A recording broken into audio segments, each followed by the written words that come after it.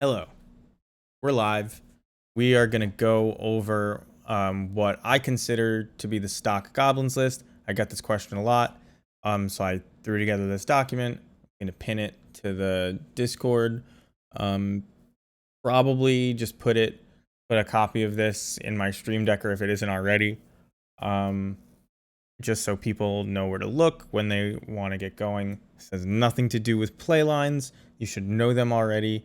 It's a little bit about how uh, archetypical matchups play out, but we're not going to get into how to play. Um, for reference, this is my basic list. If you want to see it in order, except for the stock list, I've removed one Battlecry Goblin and made it a Mogwar Marshal. But this is stock Black Red Goblins. The sideboard's all different too. Uh, Stock Black Red Goblins, we're going to go over it real quick. When this is pinned, um, you're going to be able to just copy and paste this, save it as a Magic Online deck and get going. It's all out of order here, just because that's the way Magic Online exports things. And we'll get we'll go through it right now in a more sensible order. So in your 60 card deck, you're going to have two sections. You're going to have goblins and you're going to have plans. I'm going to go over the goblins first. So these are your goblins. First part of your goblins deck these days in modern is going to be the combo. The combo is the reason we can stay competitive in modern with things like Titan and Belcher and Temeshi and Hammer Time. It's our way to be incredibly fast for the other decks trying to do busted, broken things. And when you skimp on removal, this combo is incredibly consistent and incredibly fast when you get just a little bit lucky and have the two cards in your open. So at bare minimum, you need one Snoop, one Harbinger, one Sling Gang, or one Mog Fanatic, and one Kiki Jiki. But for the stock list, this is what it is: 4 Snoop, 4 Harbinger, 2 Sling Gang, 2 Kikis. Makes it so that you don't draw your only Kiki Jiki from your deck and complain about it, because it's a decent mid-range card as well. Same goes for Sling Gang Lieutenant. You already know the combo.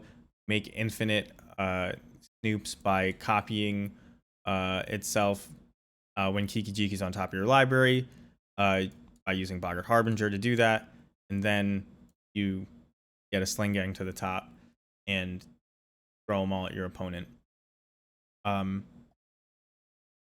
Moving on. Next part is the consistency. This is what makes the deck function in games that aren't just turn 2, turn 3. We've got Goblin Matron, Ringleader, and Aether Vial. Matron allows you to find the combo so that you can get turn 4 combo off when you need it. When you don't actually have it naturally. You don't natty-tron people, as the Zoomers like to say. So they don't say that. The Ringleader is for grindy games against Jund-style decks that are trying to outcard advantage you, against control decks. Things where you just want a mass of cards to swing at their face with or to kill their cards, etc. Aether Vial kind of ties the whole room together in that it allows you to make a ton of free mana that will allow you to draw basically more cards or use the cards that you find fast enough for them to be relevant. Something as fast as Modern that has all the free spells and Ragavands and things like that running around. So Aether Vial gives you what they call card velocity, even though it's giving you free mana.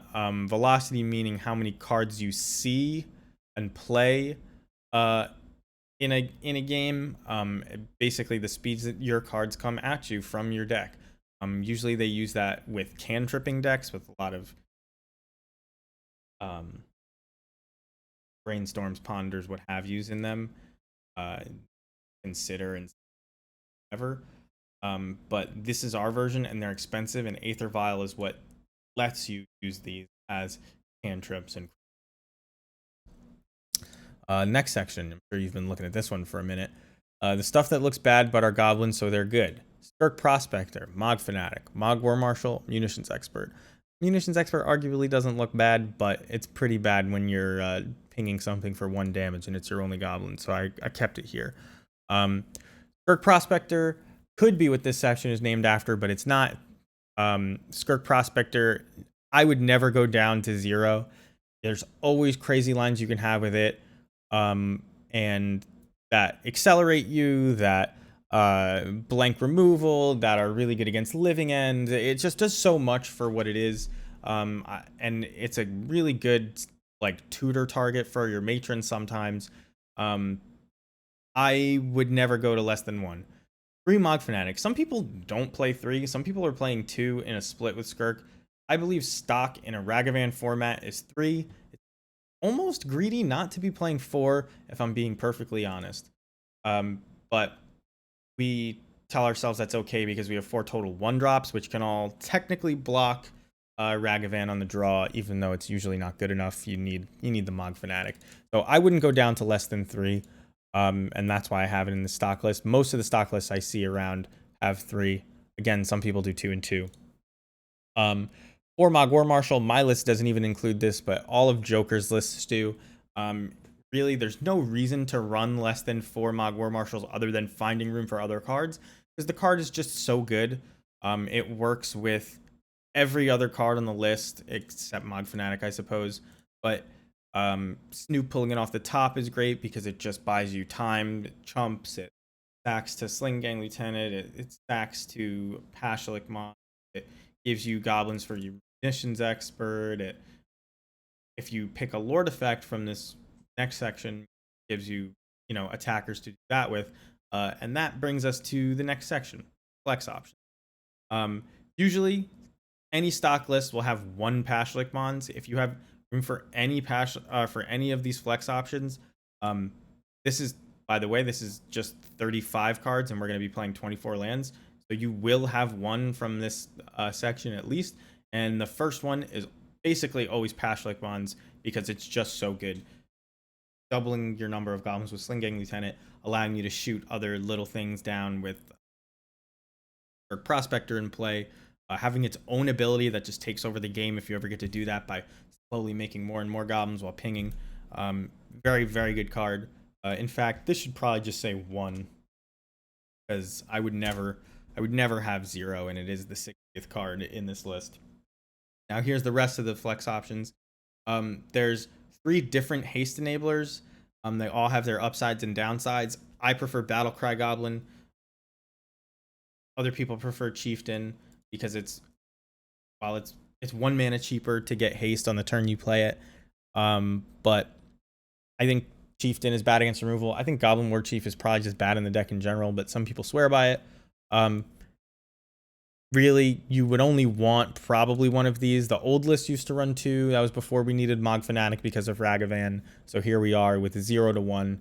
The things that usually bite the dust for these cards, these are all lords actually. Goblin Trashmaster just has like it's not a haste lord. It has the sacrifice artifacts effect.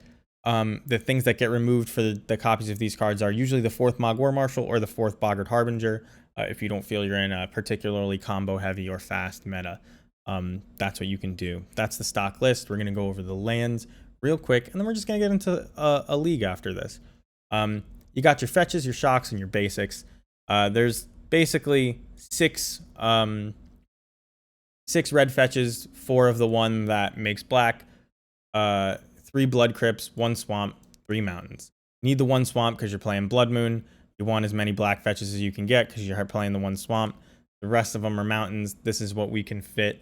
The reason to play basics are things like Ghost Quarter, not Boseiju necessarily, but Ghost Quarter, Field of Ruin, Path of Exile when people do play it these days. You don't want to be playing 0 basics. You don't want to be playing just 1 swamp. They're painless to draw. You can basically function with all mountains and 1 multicolored land for any game. So as many, if you for some reason can't afford or find any of the rest of the stuff in these sections that you can see, just add basic swamps and mountains and do your best. But If you increase any of these numbers, other than Swamp, really, if you increase any of these numbers, you're going to be fine. You're not going to mess up your mana.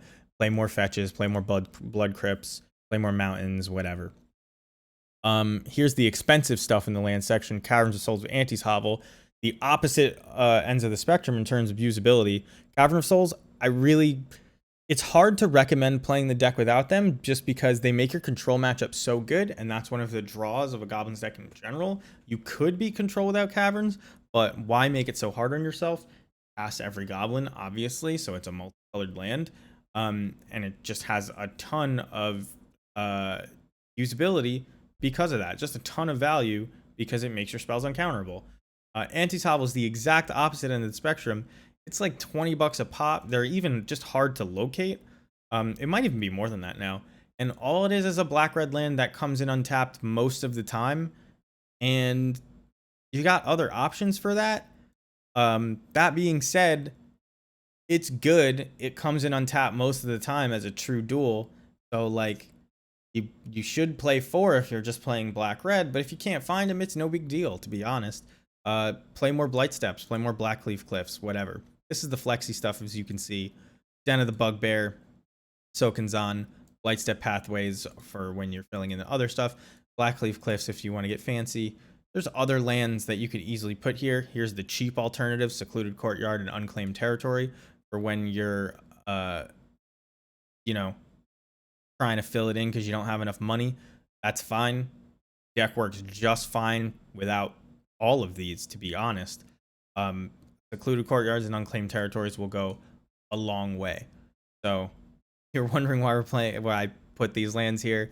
There's other lands that fit these descriptions, which is kind of the whole idea here. These specific options may become outdated, but here's the reasoning. Man lands are good. Spell lands are good. You should play them. That's it. If you can afford it and your mana is good, play them. Tap lands are bad. Good mana is good. That's the trade-off between Blightstep Pathway and Blackleaf Cliffs. Dual land or a land that can be either but always come to play untapped. I go with the land that always comes into play untapped. We're a very mana-hungry deck. Even the 5th and the 6th mana is huge sometimes. So yeah. We're going to go over the sideboard bullets. There are no numbers here. You have to make your own sideboard based on your meta, what you find yourself having trouble with. But these are the categories. There may be one I missed, but this is what we're working with right now. You got your graveyard hate category. Always have some form of graveyard hate. Don't be the guy that leaves home without it. We can't skimp because we don't run things like, what's that card? Scavenging Ooze or Lion Sash, or things that just incidentally hate the graveyard and are good no matter what. So we have to pick one, and we have to pick a pretty serious option. I go with Leyline of the Void because I've been getting griefed by Living End and Reanimator decks. So if you're on the draw, Relic of Progenitus and Nile Spellbomb, while costing 1 mana, just are not fast enough, which is insane. So I just play 4 Leyline of the Void to call it a day. I wouldn't play less than 4 Leylines. Don't let anybody convince you to do that. It's probably not worth it. Don't bring Leyline. The problem with Leyline of the Void is that it doesn't draw cards like these other options do. So it's not good in value matchups like Blue-Red Murktide, Grixis Shadow, Jund, decks that rely heavily on the graveyard but are really just kind of valuing you. They're not comboing you. The reason like you would play these cards is when those were the matchups you care about. You'd play the cards that draw an extra card while hating the graveyard. It's more of an incidental thing. You don't want to bring Leyline of the Void in to a deck that just can beat you without those graveyard cards. You know what I mean? Like, it nukes Tarmogoyf, but that doesn't mean you bring in 4 Leyline of the Void. They only have 4 Tarmogoyf. And even if they have 4 Tarmogoyf and Roxa and Seasoned Pyromancer, it's like still not even enough value sometimes because Seasoned Pyromancer still draws cards. Croxa still 1-for-1s you, and your second Leyline of the Void off the top just sucks. So pick one, run with it. I'm picking Leylines. I only board them in combo matchups that involve the graveyard. Here's the combo killers. This should be small. We got Blood Moon, Chalice of the Void, Void Mirror, Thoughtseize, Necromentia. Blood Moon is for land combos, Valakuts, Chalice of the Void, and Void Mirror for Cascade. Chalice of the Void is also for things like Storm and Burn, Prowess. Those are like vaguely combo matchups. Well, Storm is the only real one, but the other ones are vaguely. And you know, they have a lot of spells that cost 1 or 2 mana, sometimes 0. You can bring in Chalice of the Void against Hammer Time, things like that. All of these, their theme is we're trying to get ahead of combo decks and sort of lock them out of the game so we can enact our gameplay. Thoughtseize and Necromentia being, well, I guess Chalice of the Void is also the most versatile. These are for like wildcard matchups. You can bring these in against control, but really they're there for combo. They're not bad against control. We don't need to sideboard against control. Perfectly honest.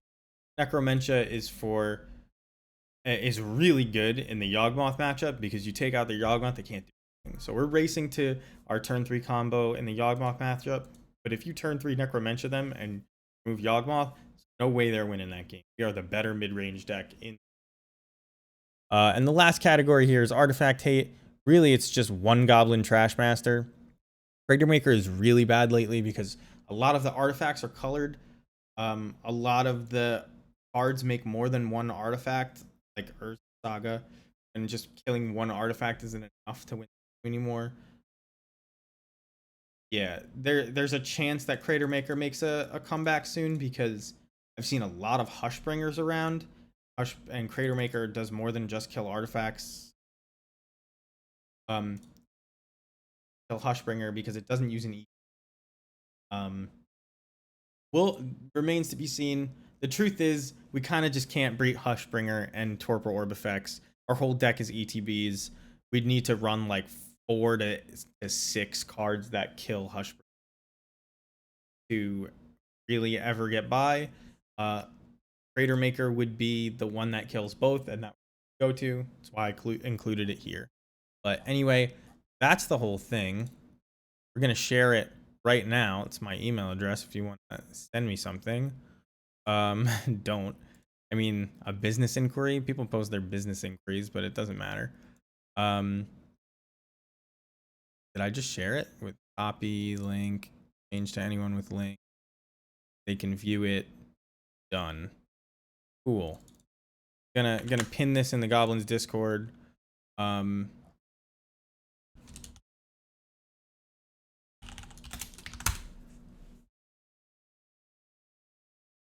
Anyway, that's that. Let's get to the games. Let's get to the games. Why don't we run one with the stock list instead of this wild skirk plan that I had? Add one of these, add one of these. What did I put on the stock list? Void Mirror, Leyline, Engineered Explosives. I actually only have one of those, but I'll make the other one something else. Engineered Explosives gets the nod usually because it kind of just does anything, kills Torpor Orbs, etc. And you know what? I've been seeing Hushbringers, like I said. Let's throw my buddy Crater Maker in there. Why not? And let's just get it going. Let's get it going. So I have play points, right? I 0-2 to League last night while trying to watch TV and play super fast. I went 1-2. Don't even know if I punted. Sure I did, but I don't even know for sure. I'm gonna grab some water. Throw up the Be Right Back screen, grab some water, and guys on the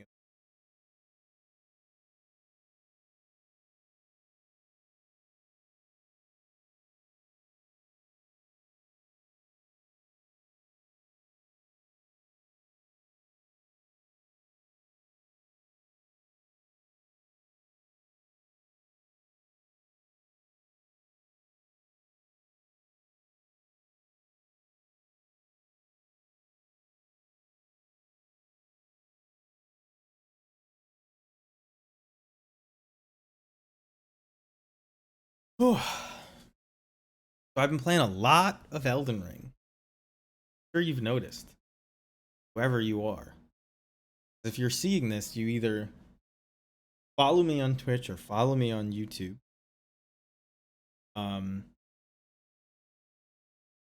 That's where all my Elden Ring shit is, and it's been all I've been putting out.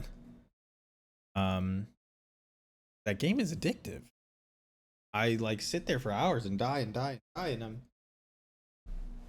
I still want to do it usually. I just want to keep dying.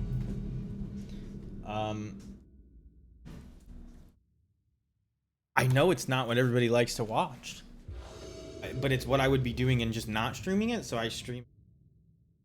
Now how do I play video games without talking to myself? I've ruined myself.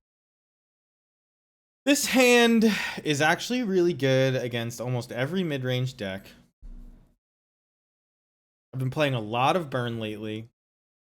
Really good against Burn. But I kind of don't want to play it. I kind of want to mulligan this hand.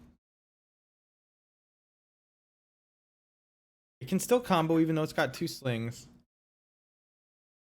It can only really kill X2s. Can't kill much bigger than that without losing value. Brux 13, what kind of player are you? I guess this is keepable. If I was in paper, I probably wouldn't mulligan this.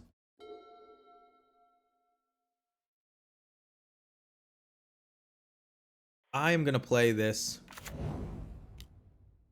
Thank you, I appreciate it, wizard shits.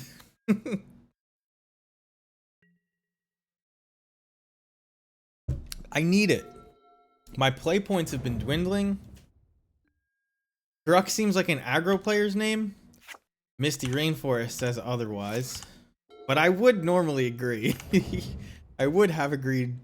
When you said it, I thought so.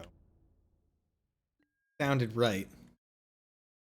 The evidence implies otherwise, unless this is Rhinos. And then you would still be right, because I consider Rhinos an aggro deck, even though it doesn't really do that. Esper, you're all wrong. Raffine's Tower. Do we pronounce it Raffini? Just to do it? It's definitely wrong. I do want to draw land, so I don't like thinning, but I also want to get this into play painlessly.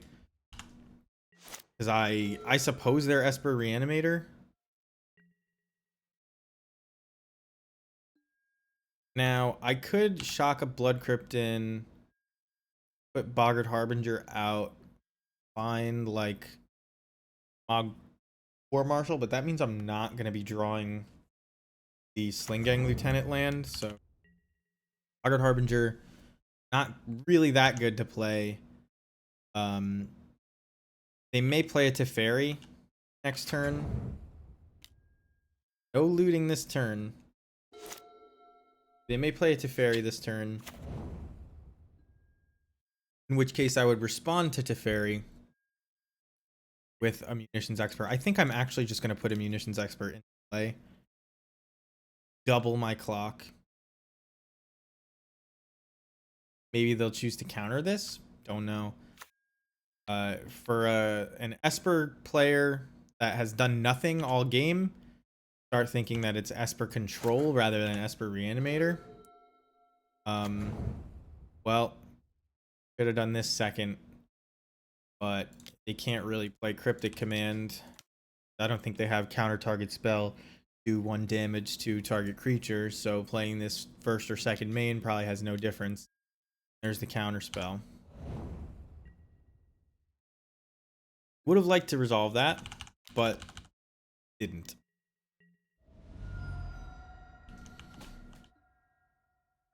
Again, really no difference there between doing it first and second.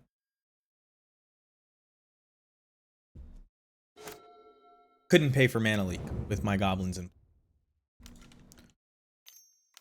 Alright, so this is going to be the Emperor? What is this? Ah, not the Emperor, just straight up Verdict. Alright, I'm going to just put Sling-Gang in play. Just Esper Control. Yeah, I think I still put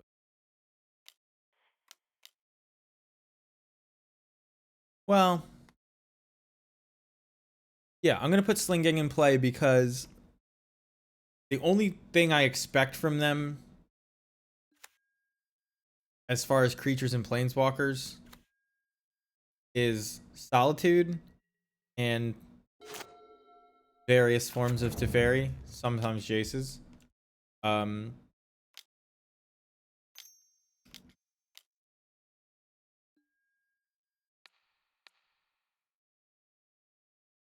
so the reason I was saying that was if they're gonna play a planeswalker, um,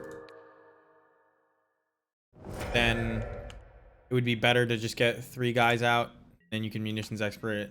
Probably never have to attack it. As it stands, Den of the Bugbear is very good here. I am just gonna play this Boggart Harbinger, so I can get it out of my hand and put a Ringleader on top. That Ringleader. And just keep the pressure up. We'll probably end up activating Den of the Bugbear. No, this is a Solitude, so I'm not going to activate Den of the Bugbear. We're just going to swing, then we'll resolve a Mog War Marshal. That'll be it.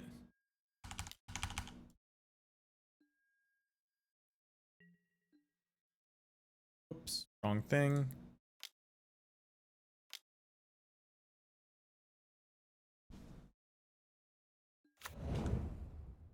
Mog War Marshal is so bad, you cannot counter it. We'll pay the Echo.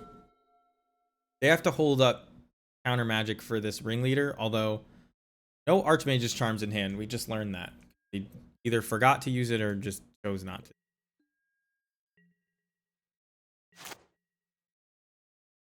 I don't feel like counting my mana, so even though using Den of the Bugbear is probably best there,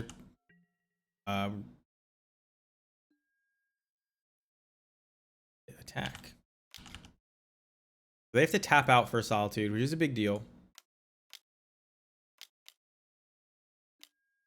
There it is. Dial something. And I think this is the proper way to do it because they could theoretically pitch cast another Solitude. So even though actually I would just have enough goblins no matter what, but if my goblin count were 1 lower, that would have been an issue. So I don't think I even... Do I play this Mog Fanatic out? I actually think I am supposed to, because I have the Den of the Bugbear. So if they board wipe us here, I think they're just dead.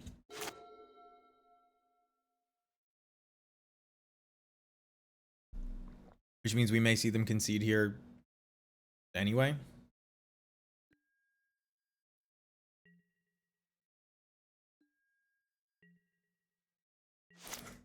Now I have to do some math. I activate Den of the Bugbear, activate it. I don't get a chance to attack, and they put Solitude in. Then I just have these, and I swing, and they block 1. And then I can shoot it down to prevent them from gaining life, but that's not very good. I don't want to get my Goblin Ringleader countered. So I am going to swing into a Solitude. I'm just going to play the Mog War Marshal after, I think.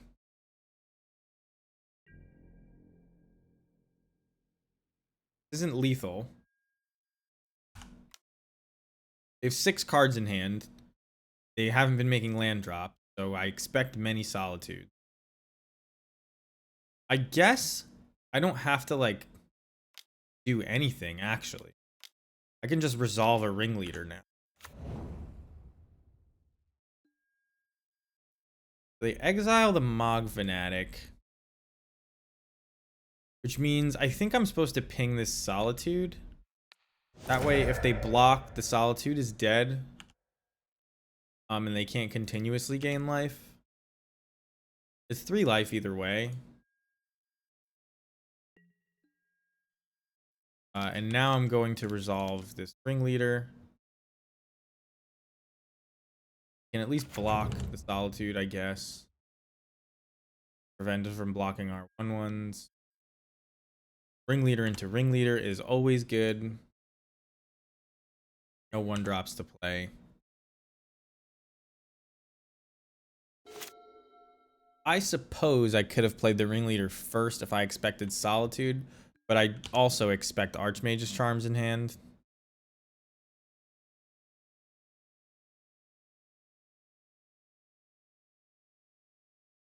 I won't block if they swing because... maybe I would.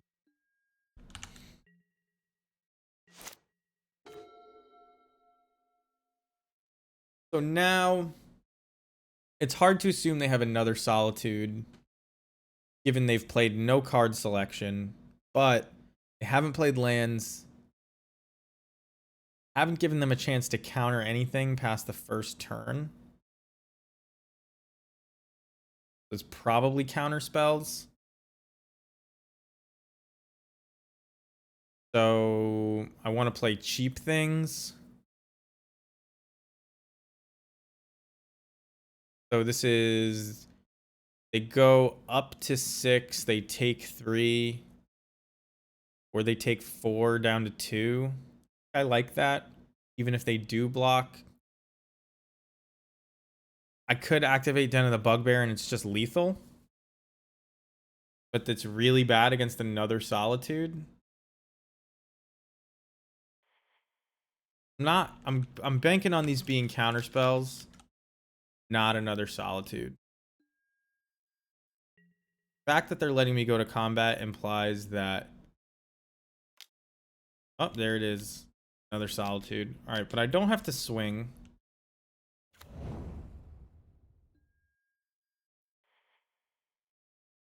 I can't do anything with the mana. Happen. I will swing and trade if they want. I won't let them game 6.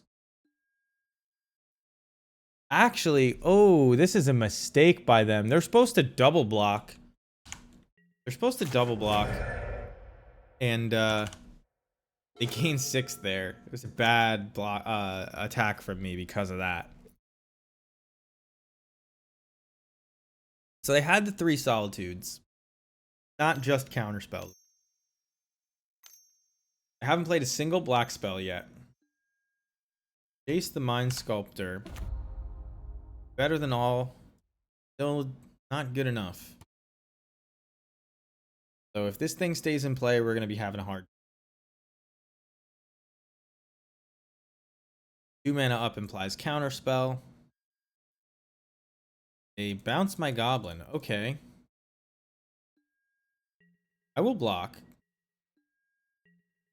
That gives me the option. I know I have this Ringleader, so I can review. Second Siege Rhino. What one? Huh. Here, I want to play Snoop, but it's like almost definitely a counter spell.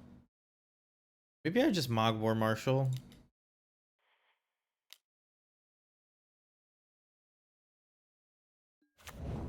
They let it resolve. Let's resolve another bad one.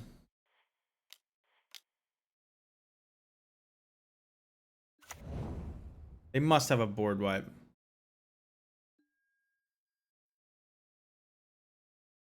I can't imagine anything but a board wipe here, but I'm going to put a Munitions Expert on top because I already have Ringleader in hand. I don't know how they justify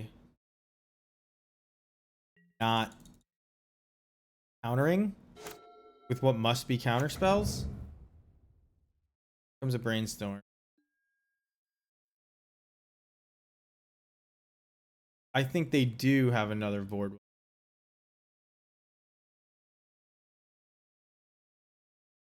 I don't think you can afford to let me resolve this Harbinger if you have a counter spell. I mean, okay, I'm not dumb. I know it's a board wipe. But I'll save the life total because why not? And if this makes you not board wipe, good for me. But so this is a Supreme Verdict. I'm gonna get left with 2 1/1s, which will kill this Jace. And Cavern of Souls would be a fantastic draw here because I would get to resolve a ringleader. Oh yeah, I forgot I I stacked my deck. Let's see if we can resolve Munitions Expert before combat, so we know if we have to send something at Jace or not. I imagine this is a crack Archmage's Charm. They're probably playing the new Esper Charm, whatever that is. Well, they can't let this happen. Now we will attack Jace. But yes, Archmage's Charm could have killed 2 things there. Had we just blindly attacked into it. Land is not the worst draw because it lets me play Ringleader Plus.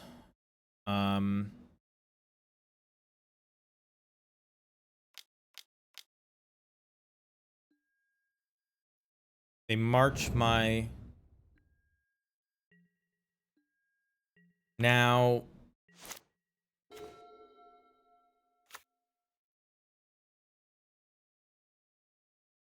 What is the new thing? It's not... Obscura Charm?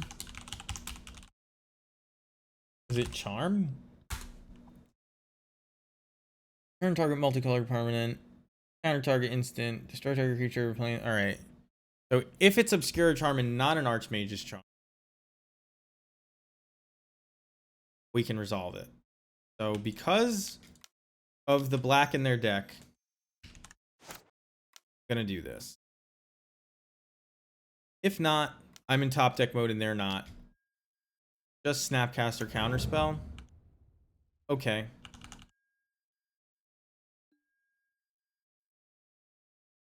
I don't want to say I could afford I couldn't afford to do nothing. I think I could have afforded to just do nothing.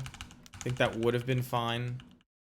I also think passing that second main would have been fine to see, but they knew about the ringleader, which is like maybe why doing nothing would have been good. We don't need to play that. We can just pretend it's a Munitions Expert. Casting, so there's a thing that control decks do where like they will do nothing for a long time and draw up to 7 cards in hand. How's it going, Gobnik?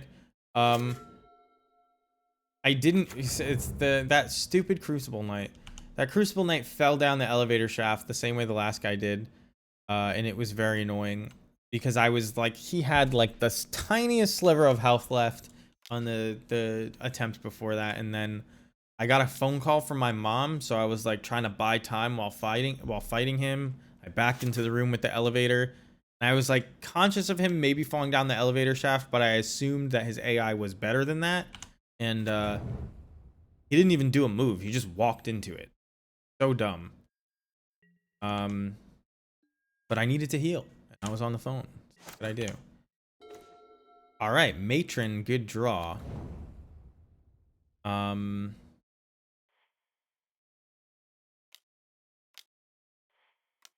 We will Matron into Ringleader. Or actually, are they dead if I Matron into Battlecry Goblin? So what does this do? Scry X. Each opponent loses X life and they scry X. So they don't even lose life for this. Sure. Killing this does nothing. I can get Sling Gang out and I'm 1 damage short.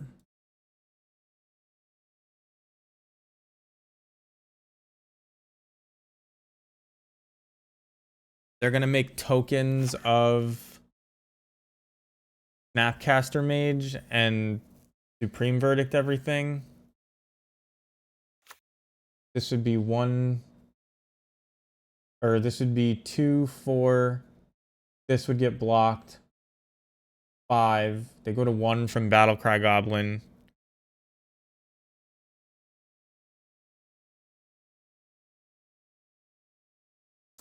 The only play here is Ringleader, unfortunately.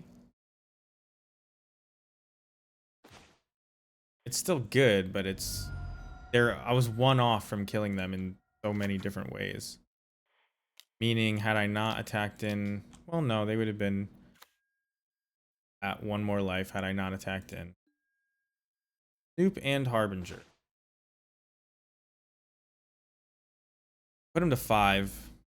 I don't think I'm gonna do that. I'm just gonna pass, and like they can Snapcaster Supreme Verdict if they want to. Actually, they can just Solitude. Fuck.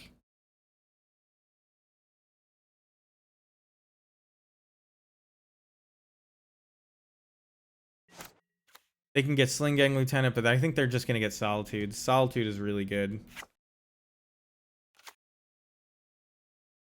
I may have just come up barely short against our Scarab God have an opponent.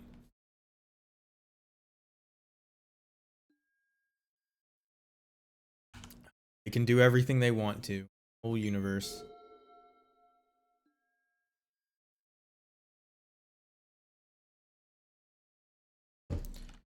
Go ahead, hit me for 5. No? So it's just gonna be Solitude, it looks like.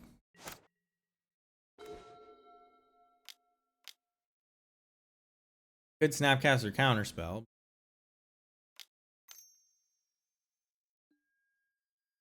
They have actual Snapcaster. Why not use the one from a graveyard? It's a 4/4.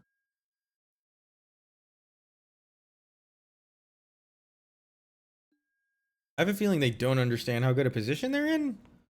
It's like a little weird.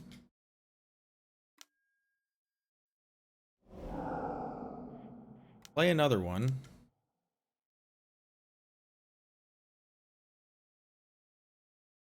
Really, I should probably just concede, but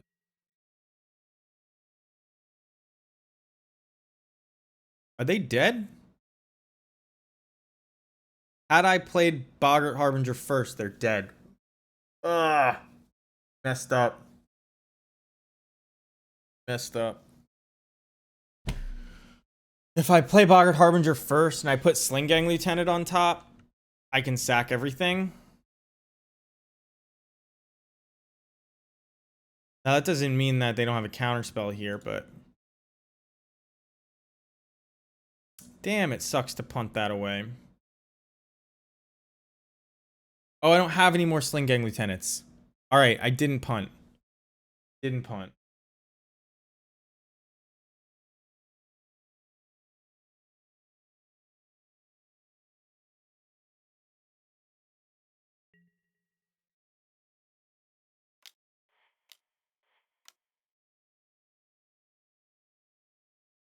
I guess they must have the.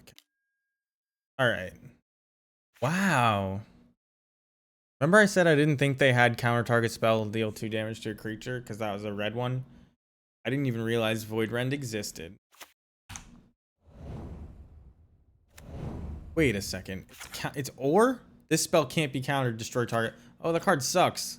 I thought it was way different. All right, let's assume they have no idea what they're doing. Ashlik Mons is pretty good if they have no idea what they're doing. But so is Kiki Jiki.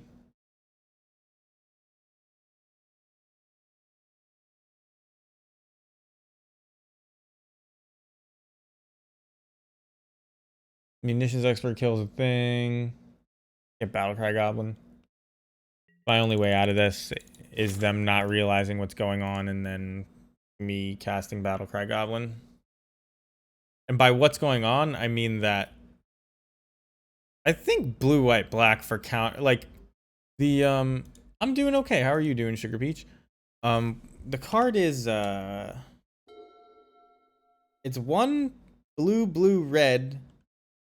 Deal 2 damage to target creature and counter target spell. Or maybe it's any target. I think it's target creature. And it's something like Suffocating blast.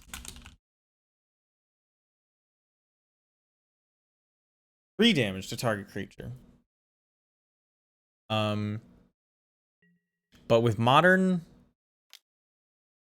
I mean, here comes a board wipe if I've ever seen one.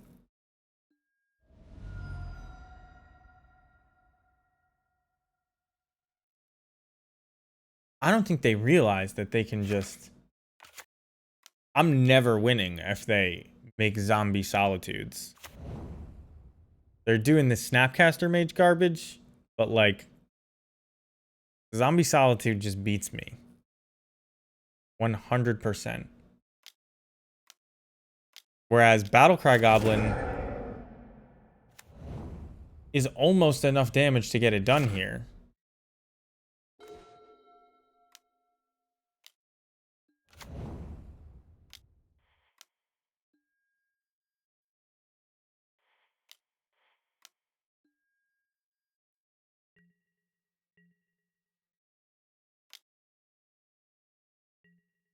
Well, the Scarab God comes back.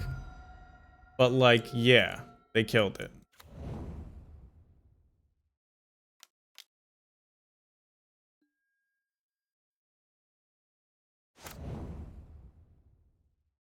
I have things I can draw that win, right? I am taking a while. I have 10 minutes left on my clock. But they're also playing very confusingly. So, I don't know. I could play faster. I could play way faster.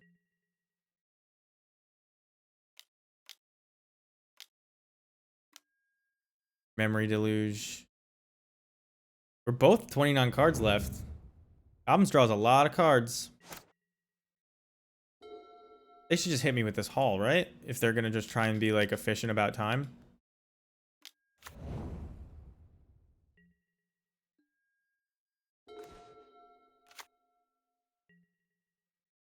I guess I don't want them to realize they can reanimate these solitudes. Alright, so now they've got it. Well, wait. I have one turn now? No, because they're about to gain 4. Alright, so we're going to concede here. I could bring in a value Leyline. I actually am thinking about bringing in a couple value Blood Moons because they're actually super soft to Blood Moon. Because of their weird 3-colorness. I think Scarab God makes tokens, but I'm not sure. So like EE, bleh. Not actually gonna do that. Thoughtseizes and Blood Moons are gonna be fine. We can combo them. Mog Fanatics are like a little bit weak because they're not Ragavanning. They put pressure on, but it's okay. Munitions Expert is probably at its weakest. We can just go like this. I'm pretty sure they're tokens. The keyword is like exhume or something like that.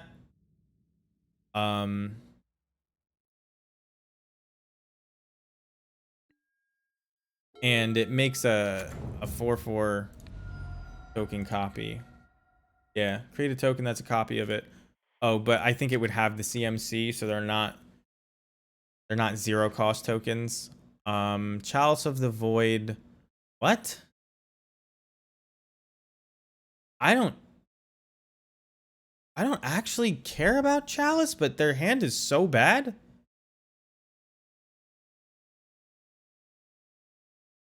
Like, if they Chalice on 1, what do I care? I'm going to take Memory Delusion, then Snapcaster.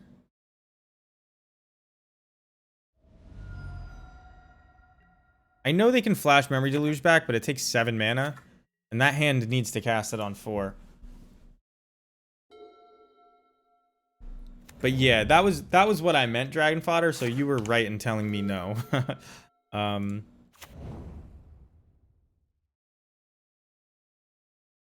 I actually think I'm just going to Thoughtseize again. Even though I revealed the Snoop.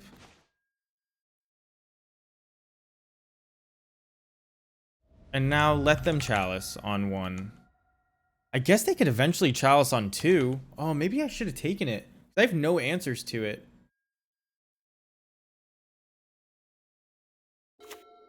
But they have literal nothing here.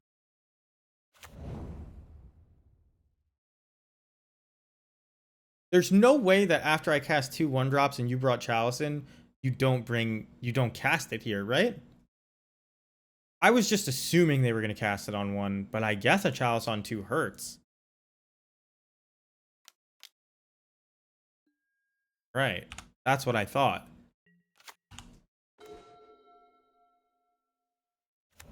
Well, that was a good draw, guys. They have to just have not drawn anything. I'll draw that Snoop just in case.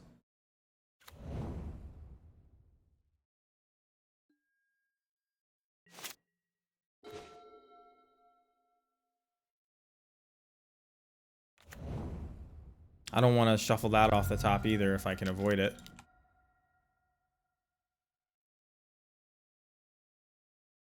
They would have to have drawn Solitude white card. Yeah, okay.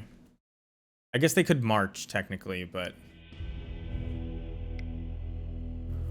I kind of want an answer to chalice on 2. And this is like a pretty beefy answer to that. But this also kills Solitude. So I kind of like that.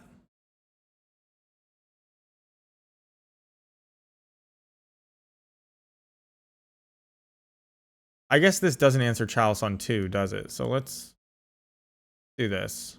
Let's take out...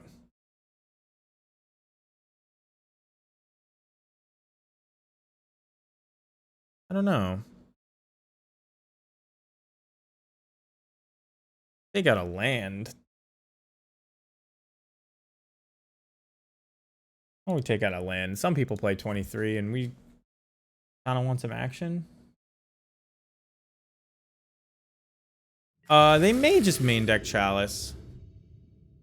Keep this.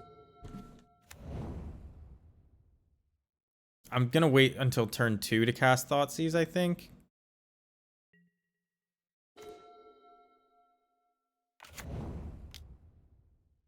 And I think I'm gonna play Cavern on 2.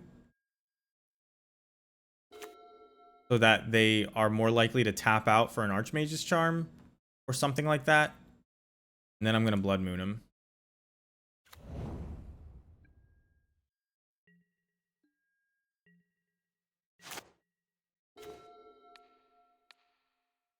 I don't want to get Force Spiked. Censor is the Force Spike, and they've made some weird choices. So there you go. They wasted a counter spell on that because they knew they couldn't counter any of my goblins. Let's see if they tap out. They don't tap out, so I'm going to play Harbinger.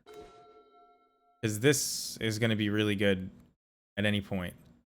We don't want them to start thinking about Blood Moon. We'll put a Ringleader on top. Because that's the control card. I could have put a Battlecry Goblin on top, but probably have some kind of removal. They don't... that's the second time. I guess they just have Destroy Target Non-Land Permanent.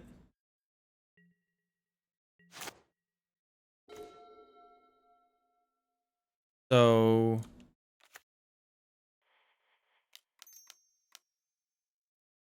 I'm gonna make blue mana, assert my dominance, draw some cards. Just Matron, but that'll draw another card. We'll swing in. I assume they're gonna Supreme Verdict next turn. And there just wasn't enough to kill. Unless they do that 3 mana Esper Charm to me, but I don't know.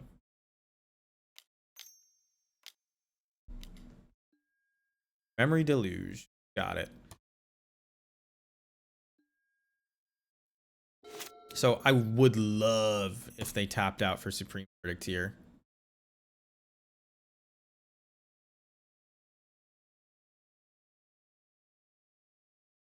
They know they can't counter my stuff, so they're more likely to do that.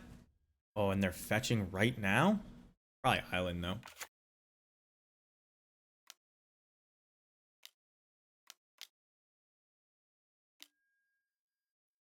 Here, oh no. I might not be able to beat the Scarab God after Blood Mooning. I just was kind of hoping they didn't draw that.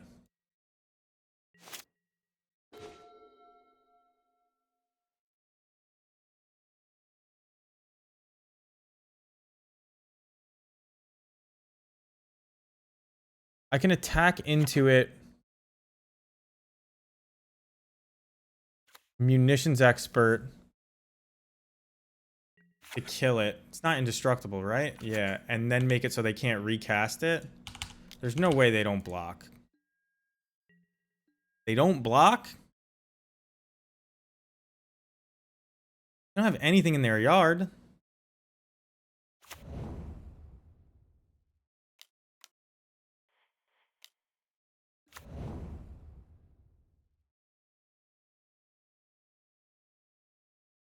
Maybe you're right. I should have done it right now.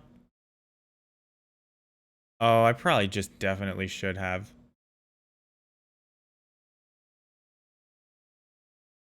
Just gonna get another ringleader. They have nothing in their yard for this right now. So, like, it's not that scary. I really wish I would have, I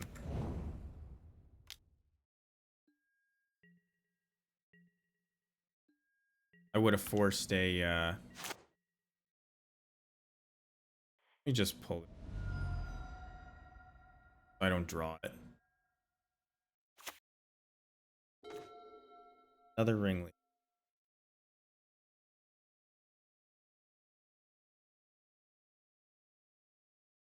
This could be a solitude now. I'm in trouble. 1, 2, 3, 4. But I kind of want them to solitude so I can beat it.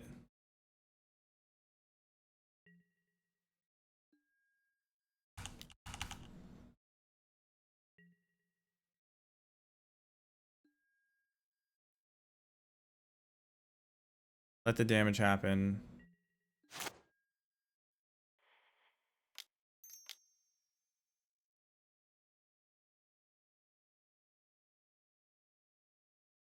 Goes to its owner's hand. I should have done this at my end step. But I kind of want them to tap out for it, so... it's going to be hard to get them to tap low again. Oh, I made a mistake! No. Maybe I didn't make a mistake.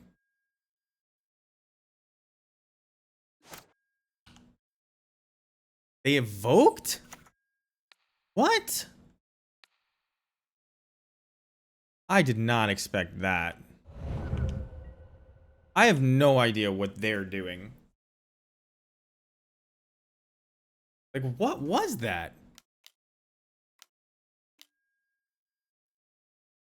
I guess that makes sense. Oh, man. Yeah, you're right about that. Might have just fucked this whole game up. I think I did fuck this whole game up. I'm not playing well against Scarab God. I think I can easily win this game if I cast that Blood Moon like you suggested.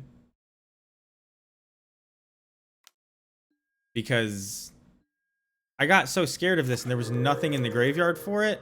And they couldn't activate it. So, like, why be afraid?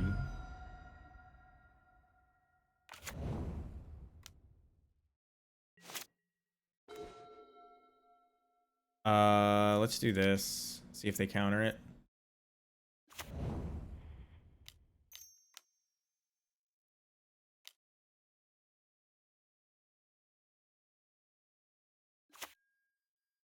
They can take my stuff back and make it 4/4s. Something to think about. Any order.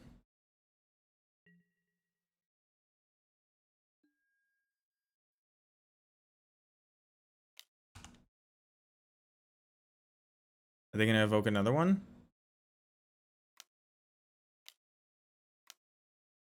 Scarab God. Oh, on my own ringleader?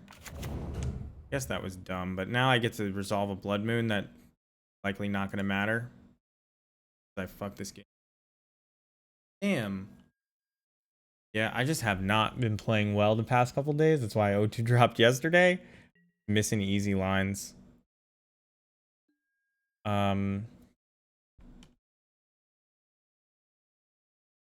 Yeah, I resolve Blood Moon and then die on the crackback.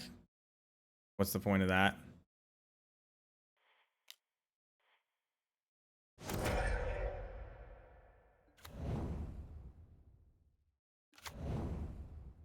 They can get even more.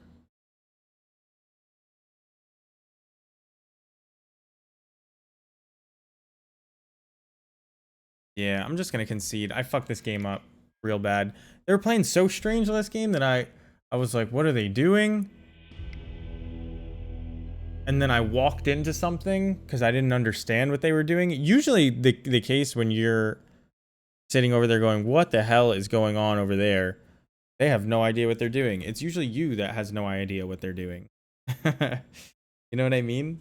Like, they were probably making decent plays based on what was in their hand, and I was just confused because I didn't expect any of the cards they were playing with. Wasn't looking at Scarab God lines. They gave me a ton of outs at the end by like not solituding just because they didn't know what I could and couldn't beat. But oh, I could have played that so much better. I had both of those games won and made bad decisions.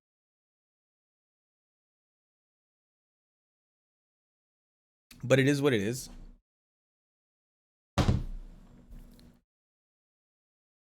Gonna do better next time I play against the Scarab God, I suppose.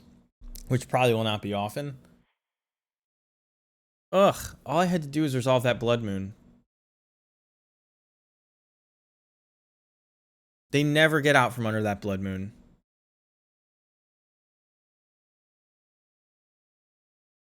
Maybe 4-1.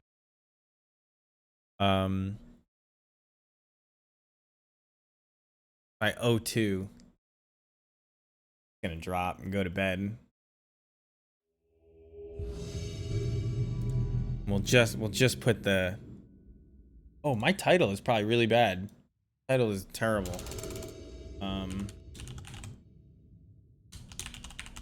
Forgot that that's something you have to do when you go live. I'm gonna have to change the title of the stream afterwards.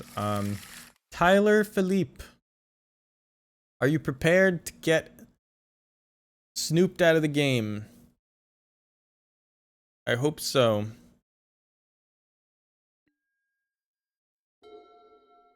I will shock it into play. Why not?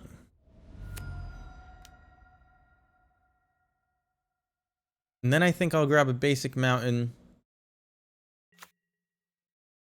And depending on what they do on their own turn, we will snoop or marshal.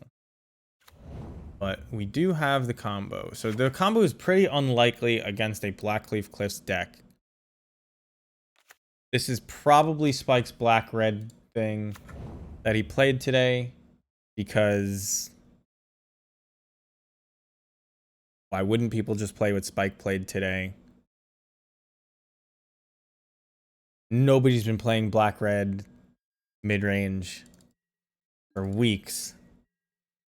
And as soon as he whips it out, you see it in the league that night. Well, we have the combo. We're gonna hope that they tap out so that we can play the combo via Aether Vial. So for now, I'm gonna play this Mogwar Marshal. And I may even pay Echo just for the emphasis on hoping they tap out.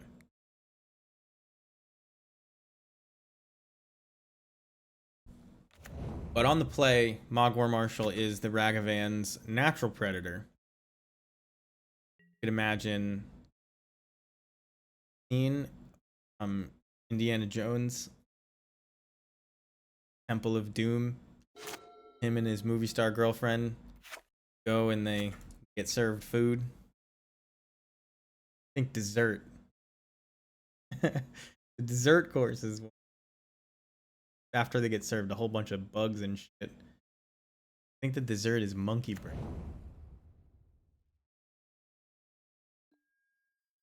Tap out. Doesn't matter. Next turn. What are you getting?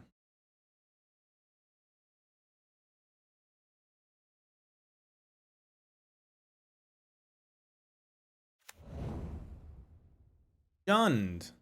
Not black red thing Spike was playing. Means this matron is gonna go get a green leader next.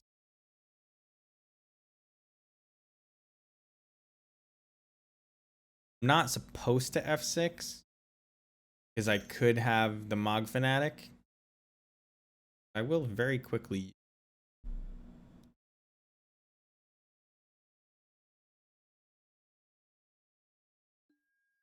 Fatal Push. Okay. Usually you fatal push the other one. But that's a learning curve, I will say. I've made that mistake with my own War Marshal. Gotten how to play around my own Echo. I'm gonna yield. I mean, War Marshal makes people do weird things.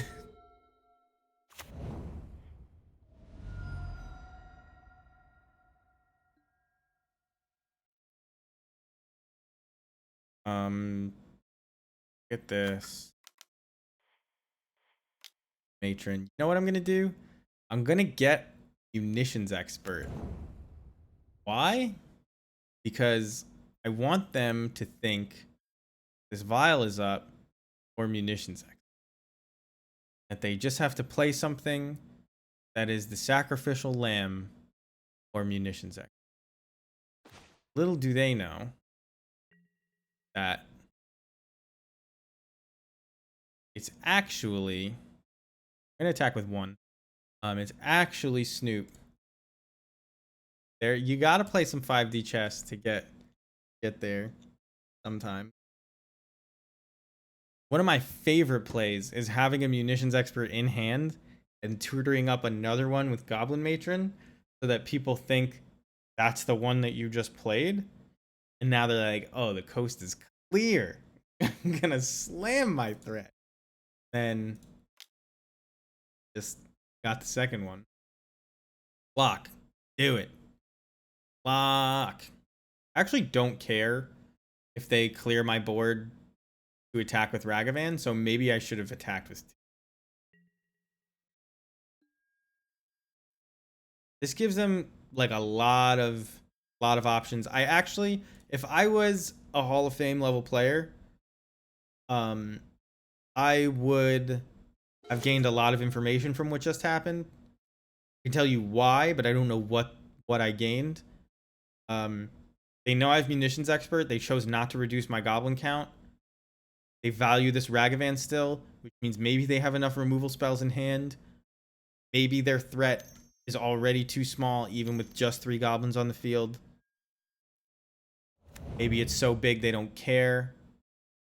They must have another land, otherwise they wouldn't play this 3/4 Goyf. I assume there's a fatal push over there. But I do think that I kind of have to put a Snoop. Because if I put Munitions Expert in play, this is just, they're going to fatal push my 4th Goblin, and then we don't kill anything. So we have to hope that there's no fatal push over there, even though there almost certainly is. Because this game, again, is not being won based on combo, although they are F6'd.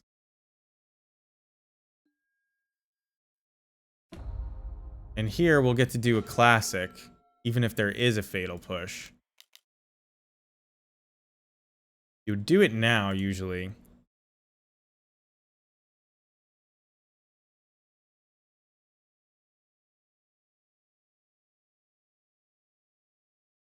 I want to see the fatal push. Just cast it. Cast it. Cast it. Do it. Cast it. Go ahead. I messed up. Cast your Fatal Push. I'll pass without having targeted my my Snoop. So they did F6.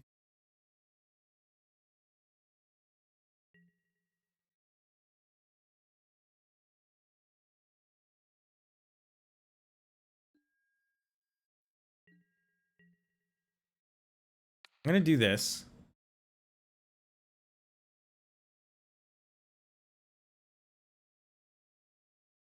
They have it? They have it.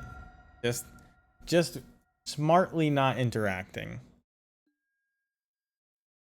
So this is fine. We're going to get to reset the top of our deck with our Goblin Matron. And we'll find a ringleader to put into play instead of the Snoop that's on top. Or instead of the ringleader that's on top. I could have been more patient and just waited, but because they had F6 through my turn prior, I wanted to I assumed they didn't have it. So like maybe I read too much into their, use of Magic Online, but they were hard passed through me putting the Snoop into play. And it could have been a munitions expert I put into play, so it was like a little bit weird.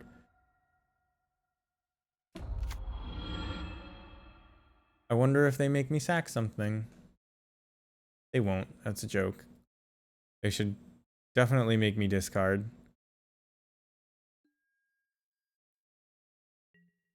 You'll Lily into nothing? I mean, block a Ragavan. I don't care if you have another one. Land. Activate Lily. I'll discard the Harbinger. We don't need the Snoop combo to win this game. Which is why I went for it, partly.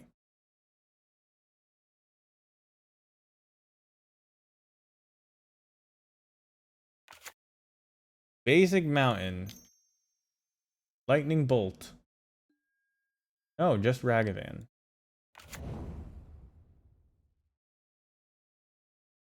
In their end step, we're gonna do Matron into... Player discards a card. You got it.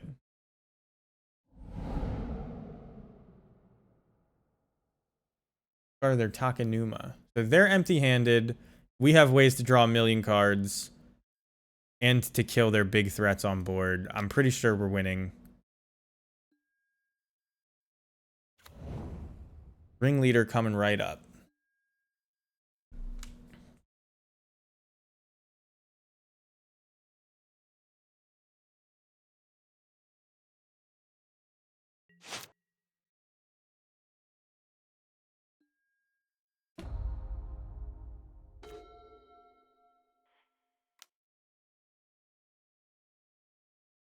They know about my munitions expert.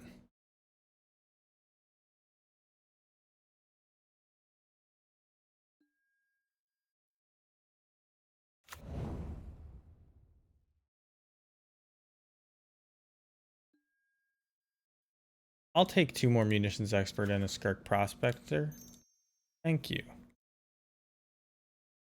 I think we just kill Goyf, swing with enough to kill Lily. I actually don't even care if they leave Lily in play, but...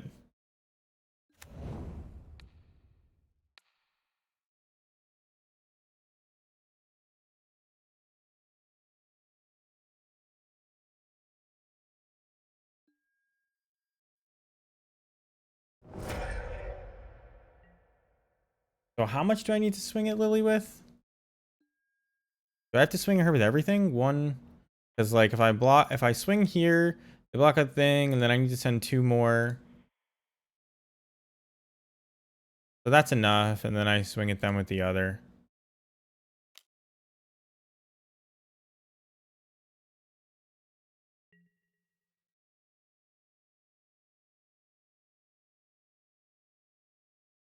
Then what could they draw? Croxa? Croxa would hurt. I could kill it once. Means I wouldn't be able to attack with it again.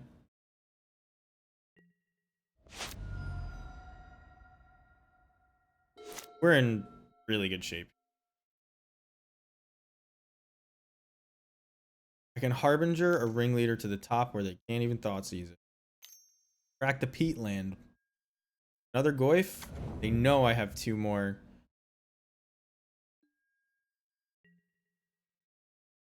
Can't even feel good for that.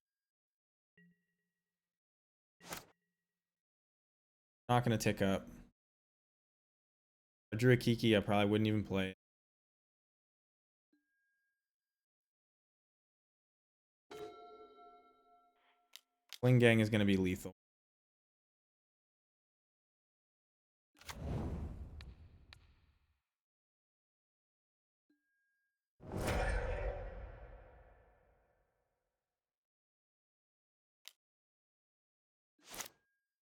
I want to look at the next card.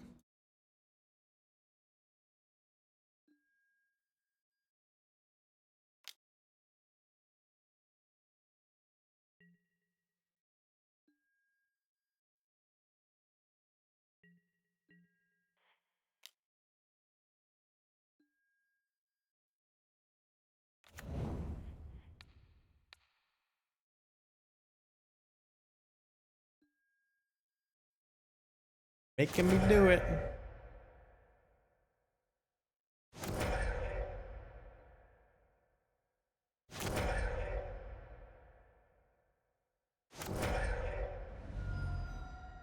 Well, Jund I seem to know how to play against. Jund has bad mana. We're gonna bring in 2 value Blood Moons again. Engineered Explosives actually isn't bad. It can get multiple Tarmogoyfs. Proxa is really what we lose to, but I don't mind bringing in these Thoughtseizes. They could have Plague Engineer, so since I have the Crater Maker in the board, I'll bring it in. I think Kiki Jiki is actually a good Jund value card, so I kind of like leaving some number in. So we'll take a vial or 2 out. We'll side out a basic mountain, I guess. We need to make 1 more cut. I guess we could cut a Kiki.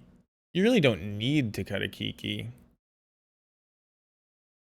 Maybe you just want 1 Blood Moon, because drawing 2 is bad. Engineered Explosives is a weird one. I'm bringing it in for Brennan 6s and things like that. It's possible this Crater Maker is just kind of dumb. Maybe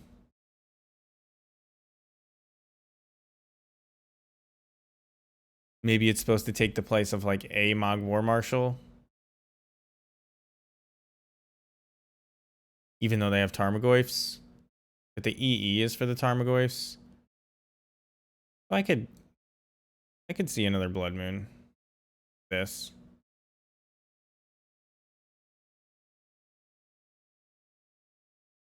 Miss Junding out Jund? Yeah, I mean... Yeah. The Jund matchup is very good. Contrary to Jund players believe. But it is more, I think we keep this. It's more even than it used to be because of cards like Croxa. But in the old school Jund style games, Tarmogoyf, fair-ish threats like Ragavan, were definitely favored. It's when they... The shorter the game, the more Jund is favored, I would say.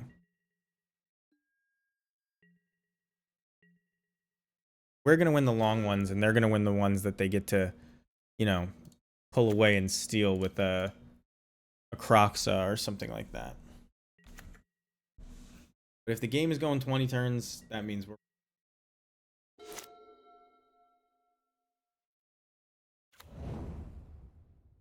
Vile is a good first draw. Raging Ravine from them.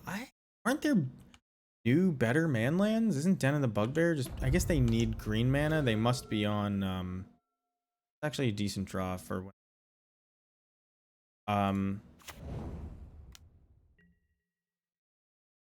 We could combo them with this hand if they tap out.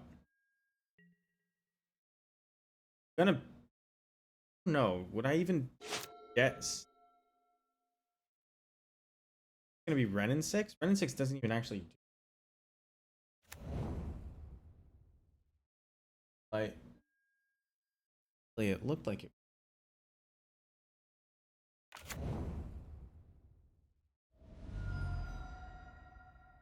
Will not be that lucky.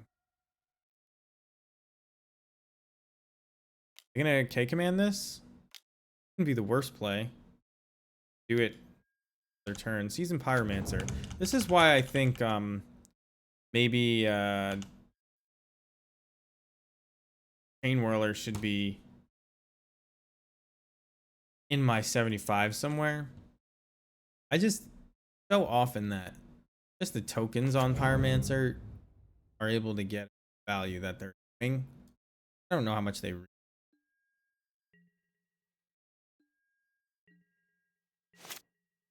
They discarded Forest Pyromancer.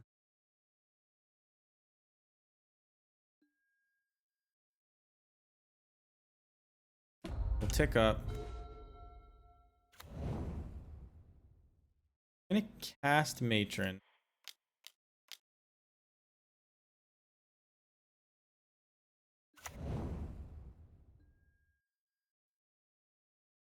I don't really want to get Missions Expert when their threat is Pyromancer. I think I am gonna grab... It at least makes it so they can't attack with the elemental token, and it probably makes them not tap out, which is probably good for us when they have in play Pyromancer. And will I just Vile the Snoop in? Depends what they do. If I don't Vile it in, I may just like not tick up Vile, right? I'm not really... I don't know when it's right to not. Other than when it's at...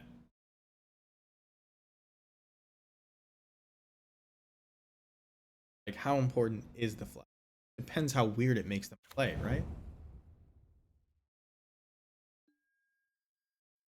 Round to 16.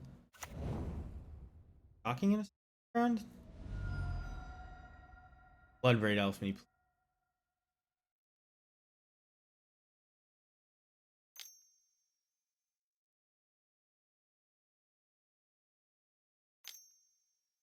He's Blood. Renin 6. Okay. I mean, I can Soken's to attack it, maybe? I mean, this is almost certainly a removal spell, right? Oh, tap out, please. Ragavan. They don't dash the Ragavan. Really heavily implies them.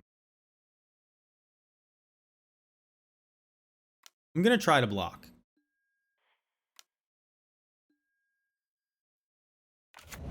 We're way behind on board. Not sure how we get back ahead on board by not using the Vile and ticking up towards Slingang. There's a bolt. So do I Tokens on here to attack the Renin 6, trade with a Ragavan?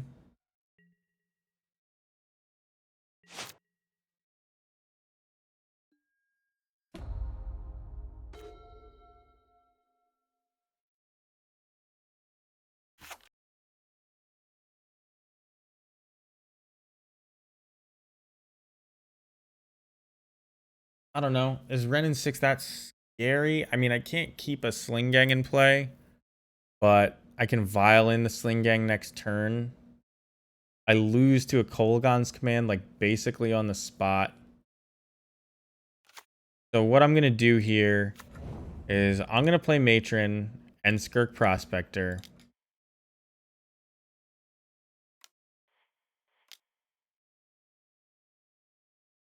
I'm going to get a Pashalik Mons, because I think this is my only way to, like, regain control of this game.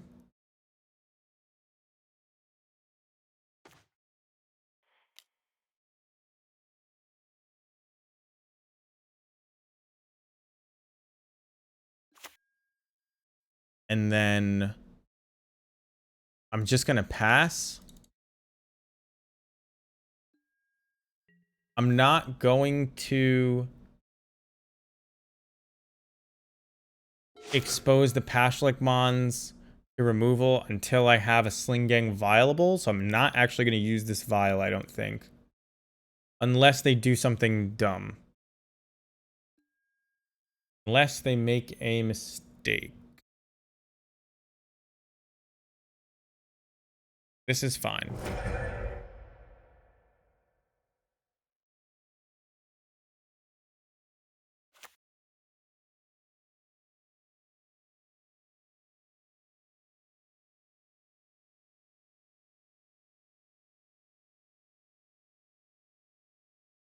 Raging Ravine would be fine for me. Nope. Goif.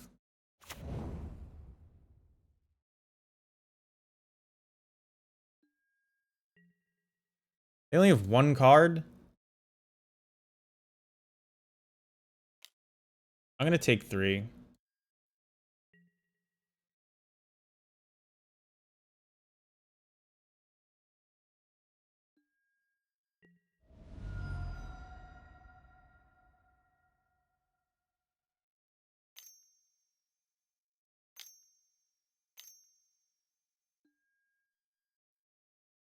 Lily is fine. I think I'm going to discard this.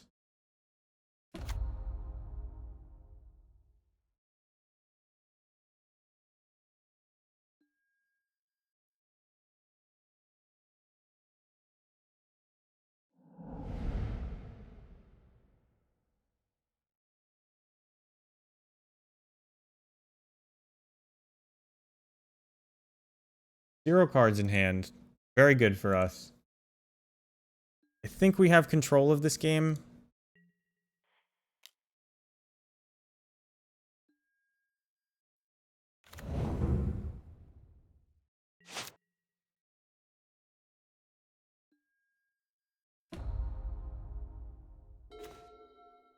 We can kill this easily. We can kill Ren in 6. Can we just kill them straight up? I have Sling Gang Lieutenant. That's 3 more goblins. This is 1 extra point of damage.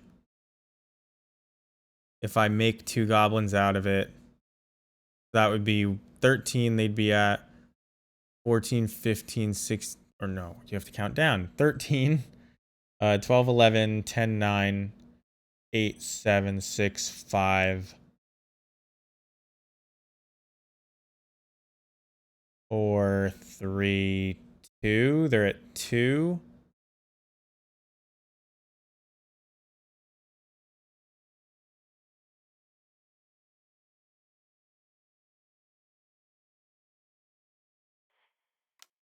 So I can, like, put Ringleader on top.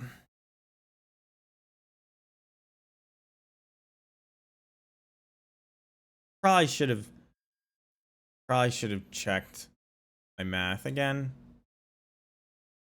Put Ringleader on top. I think I'm safe to put this into play now and make sure Ren in 6 doesn't get another activation. Obviously, if they draw a removal spell, this is worse, but I'm drawing a Ringleader next turn. If all they draw is a way to kill my Sling Gang, I'm okay with that.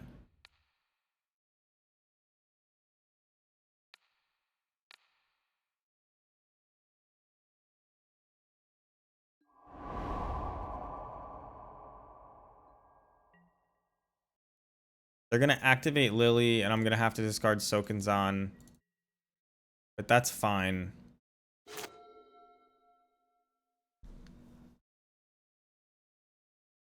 Like, worst case scenario is probably Olagon's command, but they would have already slammed that. That takes two. Well, maybe on Moto, you have to like right click and find the right option. Bunch of stuff. They could have found that. Feeling the dust on the back of my chair to see if anything. Target player sacrifices a creature. You got it. I guess I'll kill Ragavan.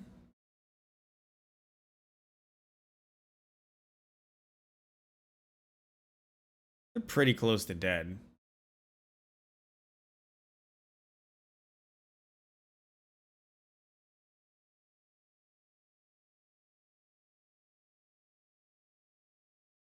I think with the Ringleader, though, and the Pashlik Mons activation, they're like definitely gonna go face. I think they just wanted me not to be able to block sack with my token. I do lose 1 point of damage from that.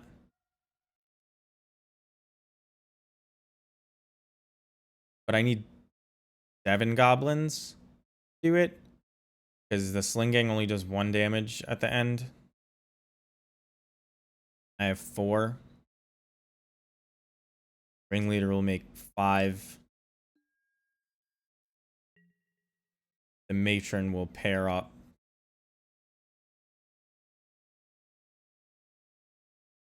We just have to survive. Like, that's what we're in the business of doing right now. So I am going to block sack.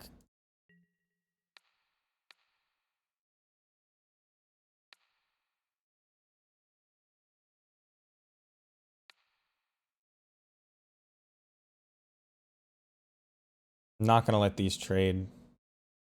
They already have Seasoned Pyromancer in the yard. But don't want to get hit by Ragavan.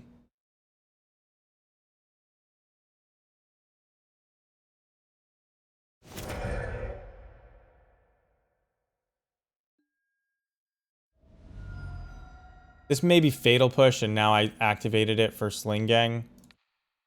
But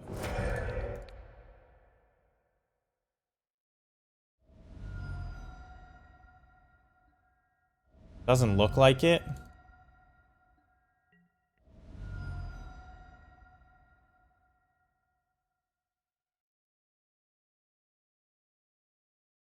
Raging Ravine can block right now, so I can't just swing into it.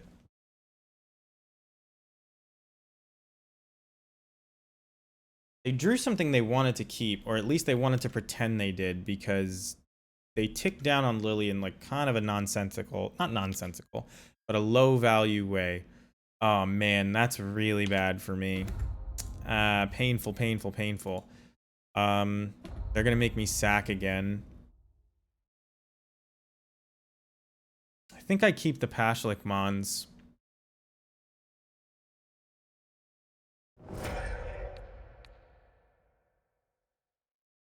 Because we're swinging for 4, putting him to 4. Actually, swinging for 6, putting him to 2 with this Sokenzan.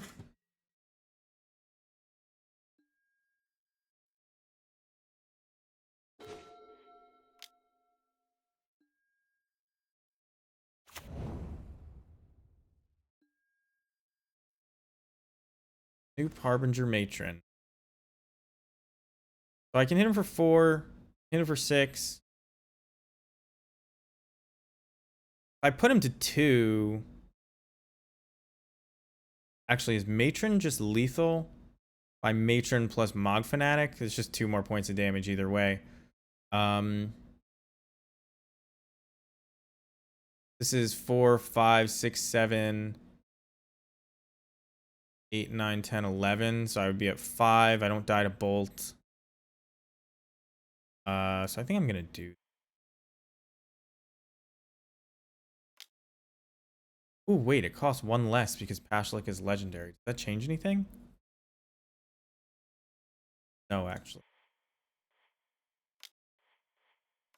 Kinda wish it did.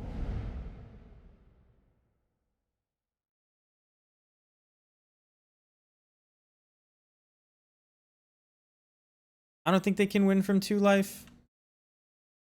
I guess if they drew like Scavenging Ooze, gain 2 more life. But I want to say I don't think they can win from 4 life.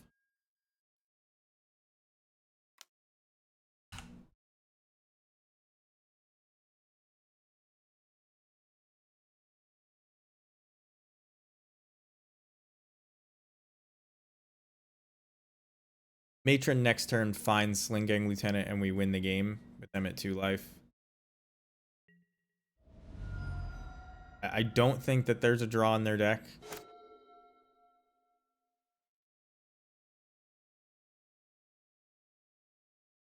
There may be a draw in my deck. Maybe Ragavan does it. Don't think so. Oh no. Oh no.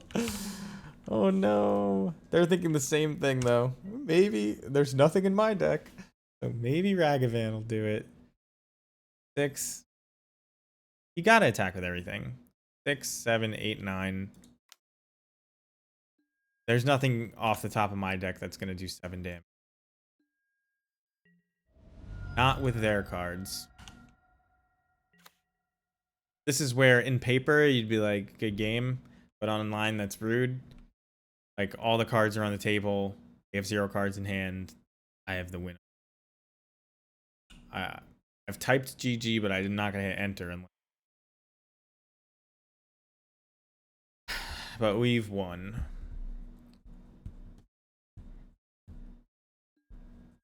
Each player discards a card. You can have my Harbinger.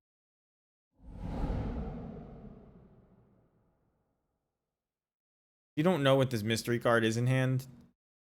You're hoping it's like an artifact that I discard by accident. Should have done pre that, but again, not even anything real. I'm gonna get more water and pee and search for a game, so I'm gonna throw up the be right back screen. Right back.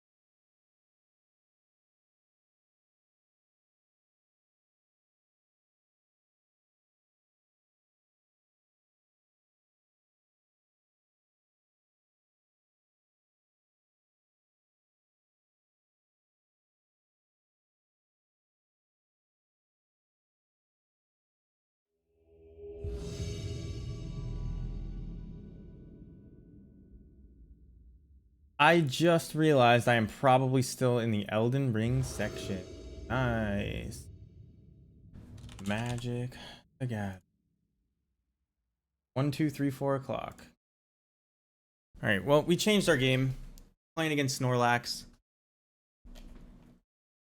So it's a mirror match. The joke is that I'm Snorlax, not that opponent is playing Goblins.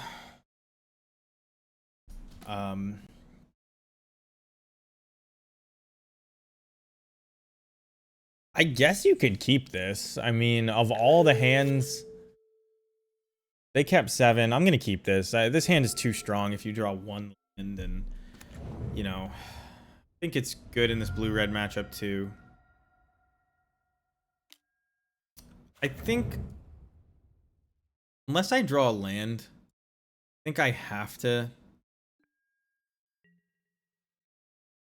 play turn 1 Vial and just take a hit from Ragavan. Really sucks, but I did draw a land.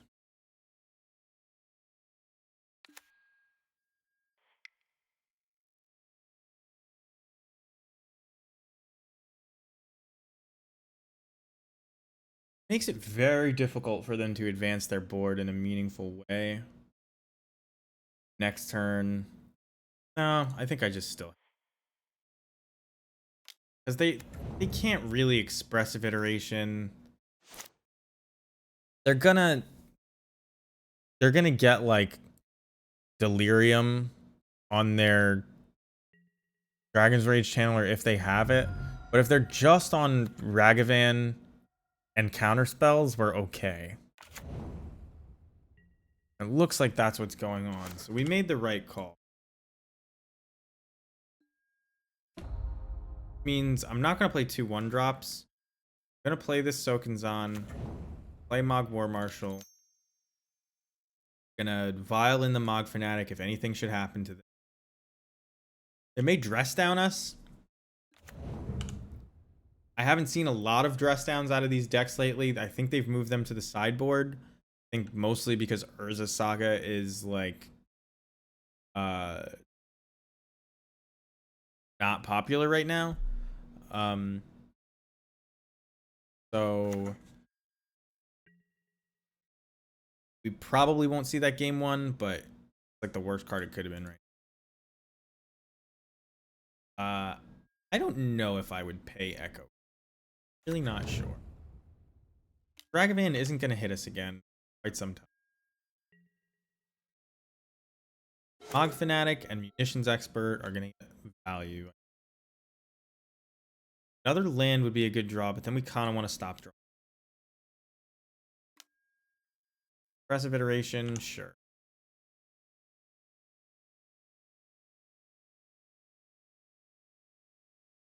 You know what? I should have responded to expressive iteration with Mog Fanatic, Ragavan. Because right now, if Ragavan is in that expressive iteration, they don't find it. I have really good cards to deal with expressive iteration in my hand, other than this Mog Fanatic. So I want them to be able to make the mistake of finding a Ragavan on that. So mistake not to respond and kill it. Now that they've already done it, doesn't matter. I'm not going to kill the Ragavan. I'm just going to pay Echo. This looks like it's going to be a slow.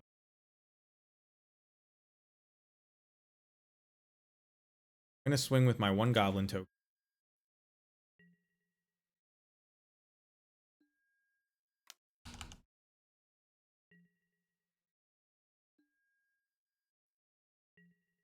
We have Munitions Expert and Snoop up. They are inching towards casting a Murktide Regent, but it's a really bad one right now. Like a 4/4. We can kill with what's just in play right now. All right. So Unholy Heat into the yard for a Murktide Regent. I'm not powering it up in terms of actual power, but I'm not going to Violin Munitions Expert here because they could kill one of my goblins and then I just don't kill the Dragon's Rage Channeler, but I will put the Snoop in. Cavern Soul's good draw.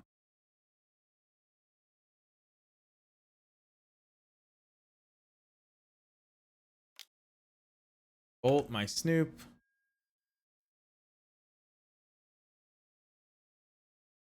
What do they surveil? Put a land into the yard. They'll have red mana open.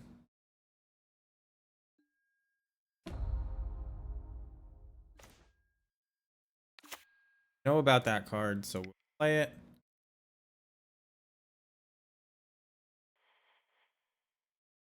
Might as well do this. I don't think it's gonna be relevant.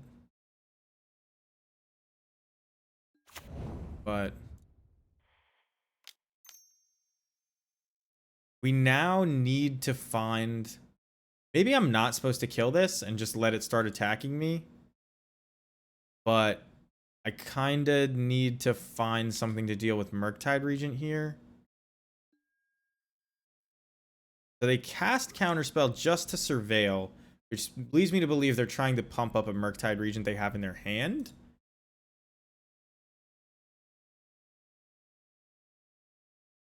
Which would now be 6/6, 7/7.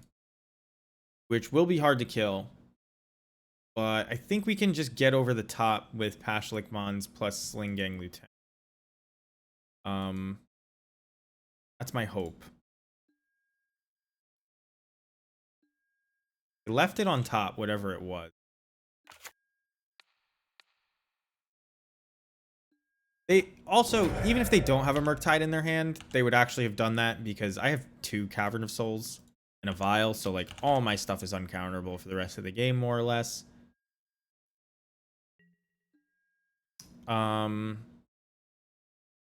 I can't kill them now, right? 1, 2, 3, 4. Yeah, not gonna happen. There's not even close. But when you have a Pashlik Mons and a Skirk, you can make more goblins as you're sacking stuff with Skirk if you have enough already. So like every 4 goblins is actually 5, 6 goblins. So yeah, so there's the Murktide Regent that we mostly expected. I think again. Oh, they only have 1 card left. Did they play a land this turn? They didn't play a land, which means I don't want to expose this Pashlik Mons without being able to get a Slingang in play. I believe.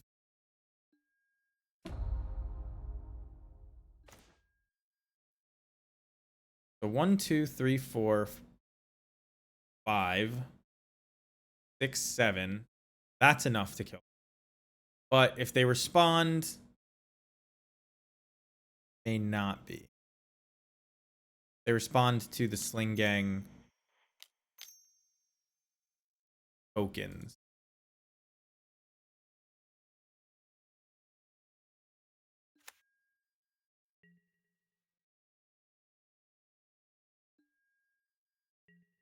I'm assuming they have a removal spell. They cast like anything. I think I have to respond. No way attacking is correct. Well, maybe I guess you don't know that I've got.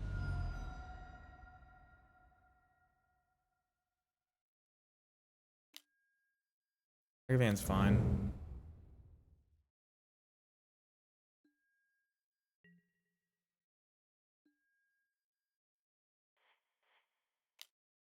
Think I'm supposed to put this in?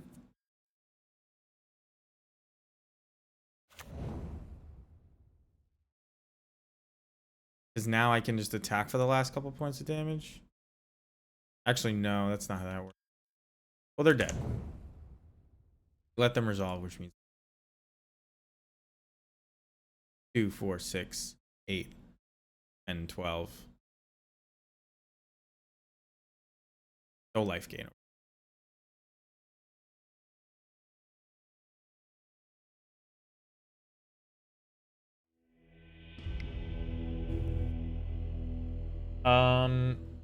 Engineer explosives not the worst. Blood Moon pretty bad. Thoughtseize is okay. I don't think Leyline is good enough. Engineer explosives is like a 3-mana kill spell for a Ragavan though. And a Dragon's Rage Channeler, and I can beat those. Even like too late, really. Maybe we just bring in Thoughtseizes to try and nab Murktides. and like important kill spells.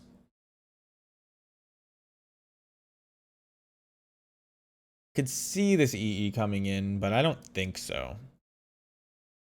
This is most likely going to end with Battlecry Goblin.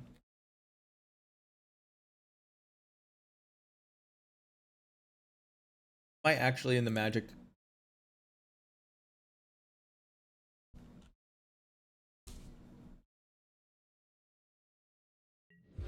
Oh, happens when you stream late at night.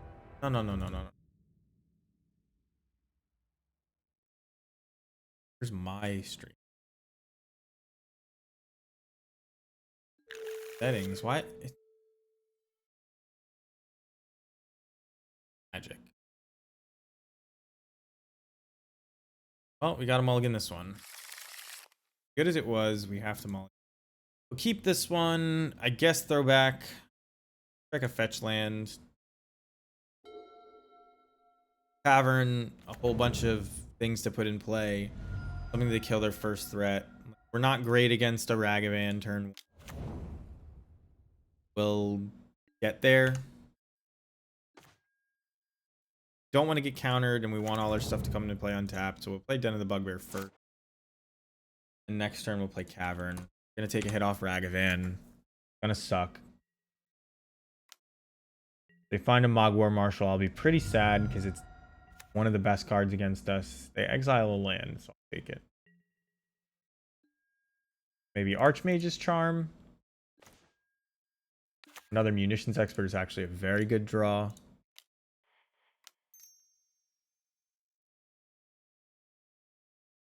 Should be doing this yield until here shit. These people do that. It makes sense. When I used to play on X Mage, they had a yield until next upkeep button. Not a lot. Doesn't exist on Magic Online. They don't even want to give you the button to configure.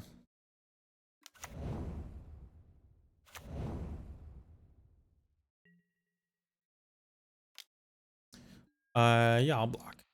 I know it gives them one more towards Delirium if I block like this, but I don't want to pay Echo.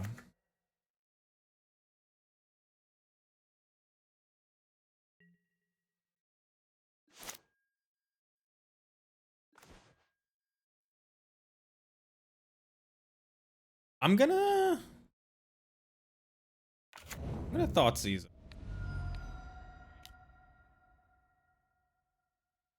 before I do anything. Leave them with every counter spell they've got. Aggressive Iteration, Unholy Heat. So they already have instant in their yard. I'm gonna put sorcery into their yard because I don't want them to gain the thing. So it's like very likely that this becomes a 3/3, which means I either have to play Mogwar Marshal here or respond to them Unholy Heating something, or have it already have 1 damage on it.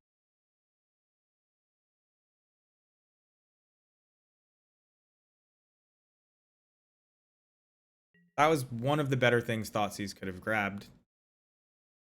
I'll let this happen. Because even if they make it a 3/3,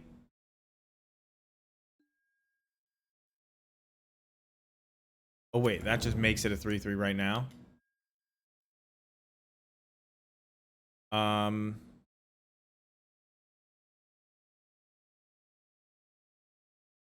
Yeah, I mean, I don't think there's a way that they don't cast. Well, they have to attack, so let's just do this. Don't give them any good targets for Unholy Heat. I fucked up. I didn't realize it was land that they were missing and that they had a fetch land. That was pretty dumb. I wasted a 1/1. They have to attack, which means I'm going to get in for 2 next turn. Oh my god. E on 0. That's like one of their best draws, actually. You know they still have Unholy Heat, so they're probably going to pop this. And I guess that means I have to pay, doesn't it? Pretty awkward. They still have that island, actually. So we know their whole hand. It's Holy Heat.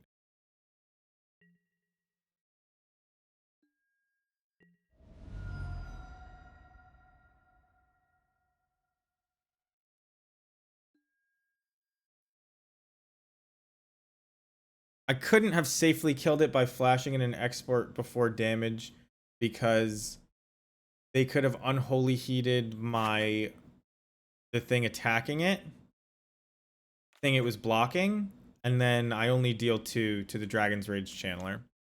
I would have only had 2 goblins. So yeah, unfortunately.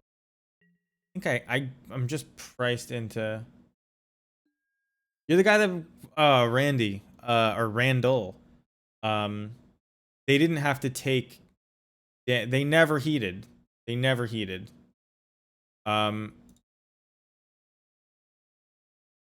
they never did that, Kobnik. So couldn't have done it. You know what I mean?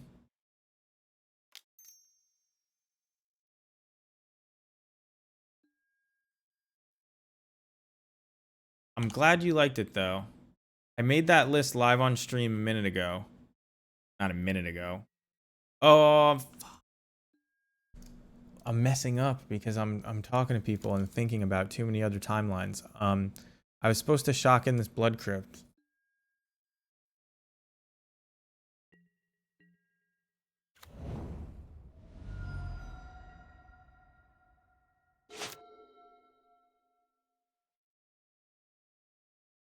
They don't heat. It's 3 damage. They heat. It's still 3. No. If they heat my munitions expert, it's still 3. But if they heat the creature that's being blocked, I never deal any combat damage. And I only deal 2 to it with the expert trigger. Well, I'm glad you'll have it for later, at least.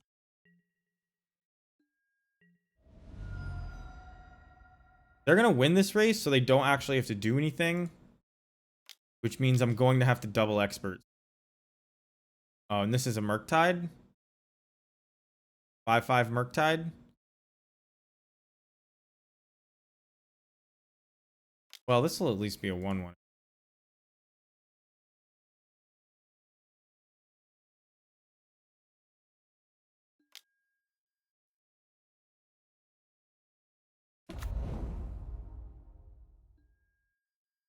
They can still pop engineered explosives.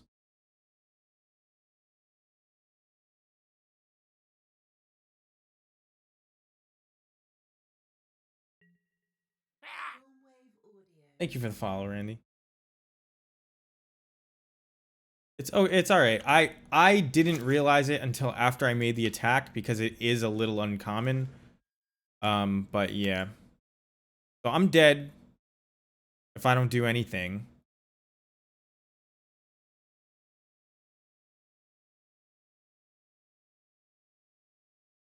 So I'm going to attack to try to trigger a block from the Murktide, which will then get me to. It will put it in range of my munitions expert.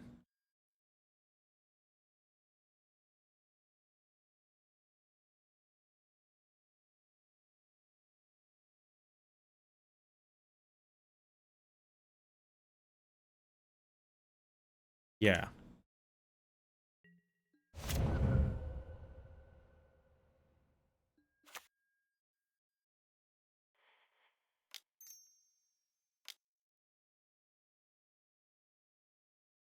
We know they still have Unholy Heat, but I think they're going to pop Engineered Explosives. We want them to do it in response here so that I can move this, but they probably won't make that mistake. Damn, up at all these people up at 7 a.m. So I have to kill the Murktide, which means I have to target it with this. And now they crack this.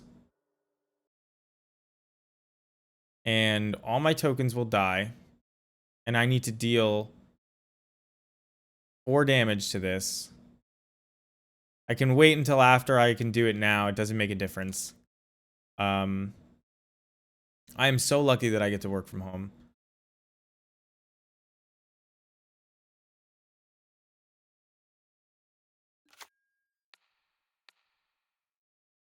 There may have been a way to force them to crack that I didn't see. On like a different rhythm. They're gonna get delirium here. They put this instant in the yard by killing one of my guys, and I'm gonna take 3. I have outs, but not many.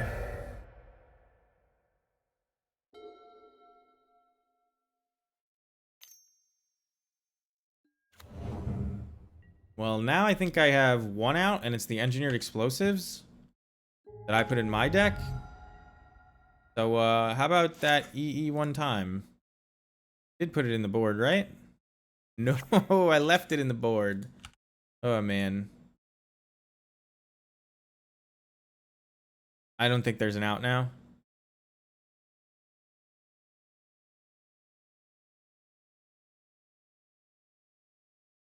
Just let me draw the card. I don't know if there's an out or not, but just let me draw it.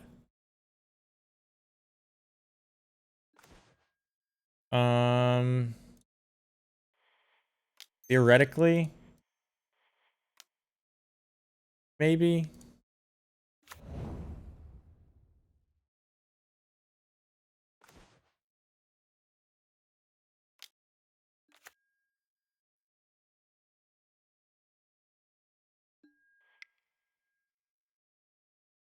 The Murktide was good by them. I think I do want this.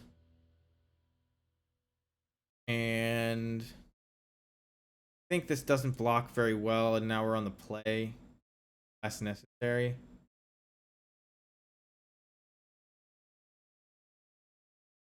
That. Everybody. So I got hired for a New York based engineering team. But it was during COVID, so I didn't have to go in. I'm in New York. Everybody used to be in New York. COVID lasted so long that they all moved. The only person on the team in New York now. One guy's in India. One guy is in Atlanta. Oh, this is a good hand. I'm gonna keep it. Voidmere is not for Tron. You bring it in, but that's not really what it's for. Voidmere is for Cascade. Not just Living End, but what are the other ones? Rhinos, that stupid Cascade Glimpse combo. But yeah, that's what Voidmere is for. And the reason I play Voidmere instead of Chalice is because Voidmere comes down on 2, which is fast enough, and it gonna main phase kill this. It comes down on 2, which is fast enough, and it stops Endurance being evoked, and it stops Force of Vigor being evoked. So like you can actually bring in Voidmere against Titan as well. And they can't cast Summoner's Pact. And that's pretty good. Because it's a combo matchup, so you kind of just bring in all the kitchen sink and take out ring leaders and all those stuff. Yeah, Rhinos is very difficult for us to beat, so it's not really in there for Rhinos, but the idea is any Cascade deck it's going to be good against, and that's some combo decks and things like that. Most combo decks, actually, I guess you could say, since you do bring it in against a Valakut deck that's playing Summoner's Pact. We're going to get a redraw off of one of our Snoops here. I think we will attack first.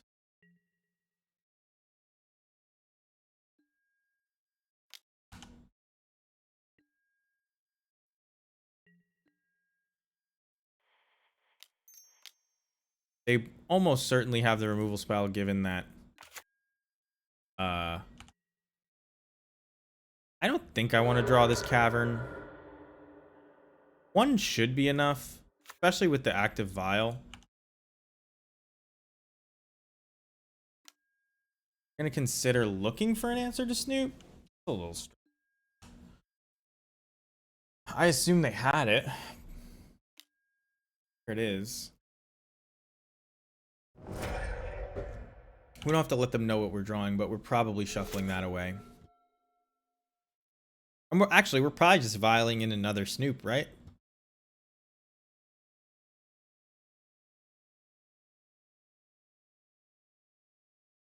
So we'll see what's underneath it. See if we can play it. Well, if they give us that long.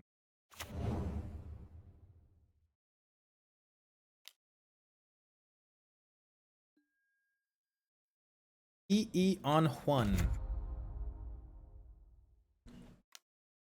Pretty good. They do put themselves dead to the combo, though.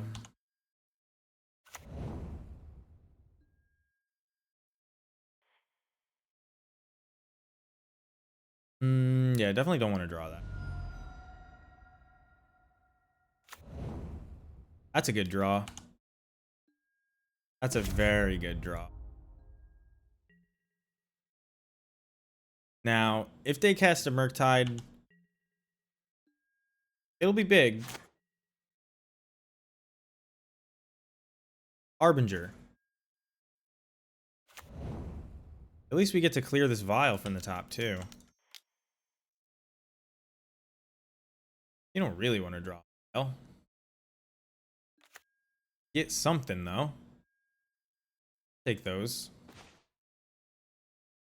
Den of the Bugbear, you kind of do want to draw. Putting him to 13, that puts them well within range of like Battlecry Goblin turns with these two in play. So we're getting there. A shock into play implies what? I don't even know. I guess you have to shock to get a Murktide in, but they don't. 1, 2, 3. No Murktides in hand. 1, 2, 3, 4, 5, 6, 7, 8, 9 mana they could have. No Murktides. They just need to not be dead to the combo. That.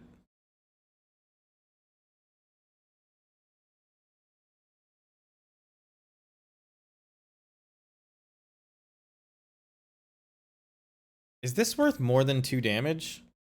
It is, right? So I think I'm going to save this and just play these two.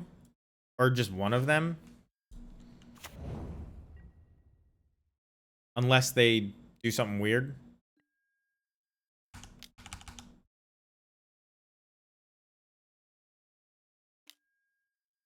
Eat it. Fine. Take 1. Go to 10. This could be counterspell, so not gonna waste the Skirk into the counterspell.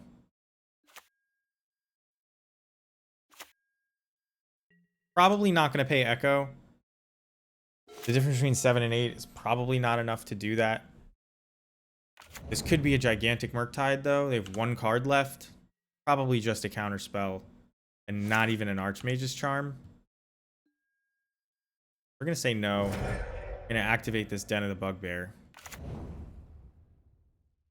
It's an Unholy Heat. It's an Unholy Heat. Not even gonna Thought Seize. Chance of that being nothing is pretty high.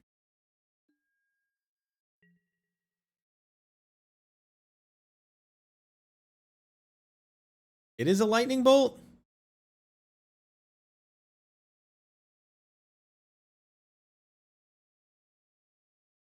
Wow. How could this really be? Could it be subtlety? And they think I won't attack? No. Pay cost can. All right. Man, I can't believe I punted that Esper thing away so hard. Like, we easily had every single game. I won't say easily, because easier I would have done it, but I punted, like, hard. I wasn't even really under time pressure, but I was, like, playing as if I was. That was unfortunate. Especially since we just beat two of the better decks, and Esper, not really one of the better decks. Esper control. It's like a much worse blue-white control. We have a fine matchup against both. I think of the decks, though, we're probably worse against Esper than blue-white, because it probably leans less on counter spells. So, like, there are less hands where we just kind of get free wins with Cavern and a Vial or two.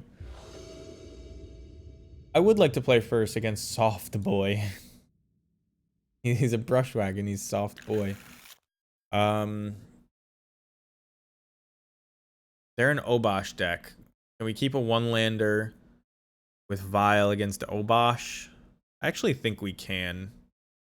Because we have a turn 1 play. We have a turn 2 play.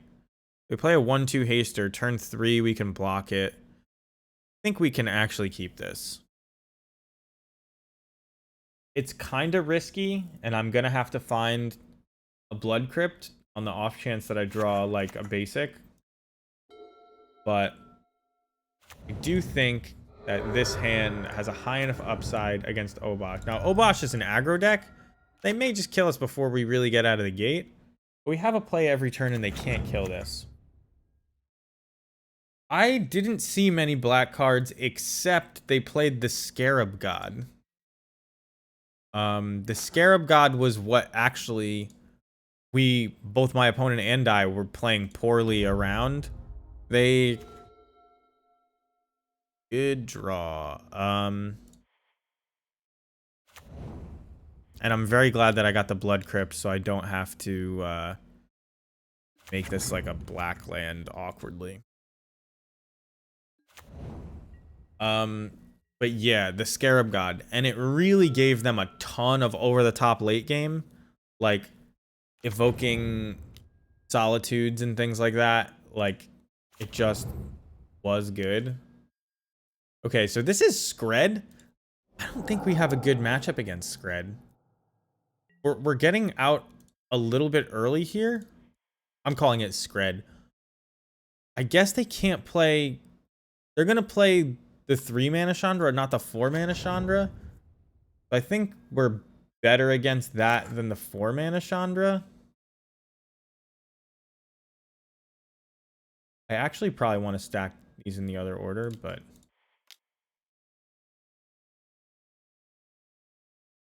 If they now respond, I can't flash Music Expert in, but that's only relevant if they have something in play. So it's not relevant right now.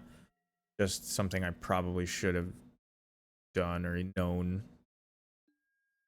This is a pretty aggro hand. Looks like they were leaning on some 3-mana cards.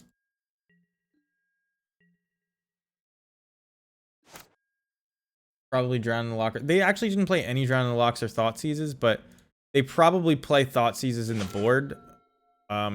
If I had to guess. Probably not Drown in the Lock based on what I saw. I would guess that they probably just figured Scarab God is just really good and did no thinking beyond put Scarab God in, figure out the rest later. Like, don't change blue-white. Blue-white is good. I just want something that goes way over the top. We're going to save the second Munitions Expert. I'm not going to use a Munitions Expert on...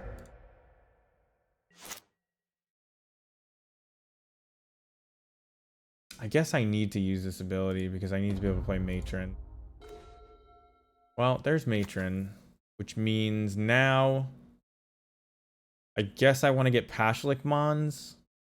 They probably have Fury, right? And right now my board is like super dead to Fury.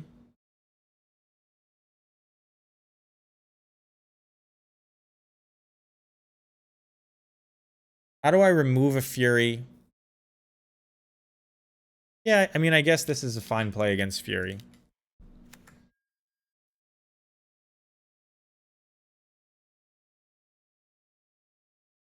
Yeah, they had mostly creature-based win cons. They played one Jace the Mind Sculptor, but I saw no Teferis or anything like that. I mean, I'm probably supposed to just get a ringleader here, but I think this beats Fury, whereas ringleader just like kind of does. I want to save this. Actually, maybe I'm supposed to just clear this now with Passionate. No, because I want Fury to have to target stuff. Do I need to be hyper aggro? I don't need to be, but you know what? Pashlik Mons will make it so that um that Fury trades poorly.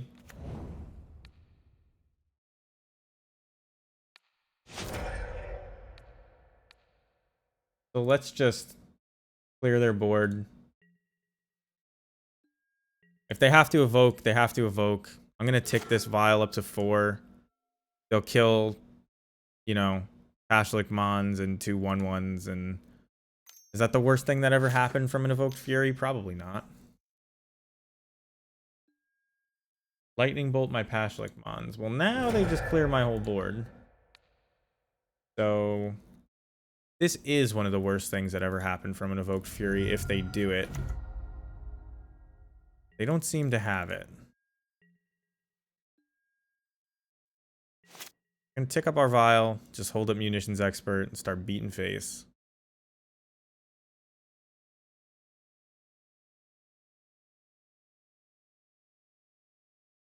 Oof.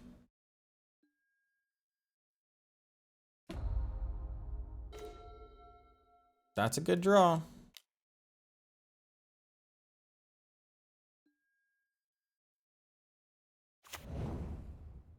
Imagine hitting no with Aether Vial instead of hitting yes and failing to find.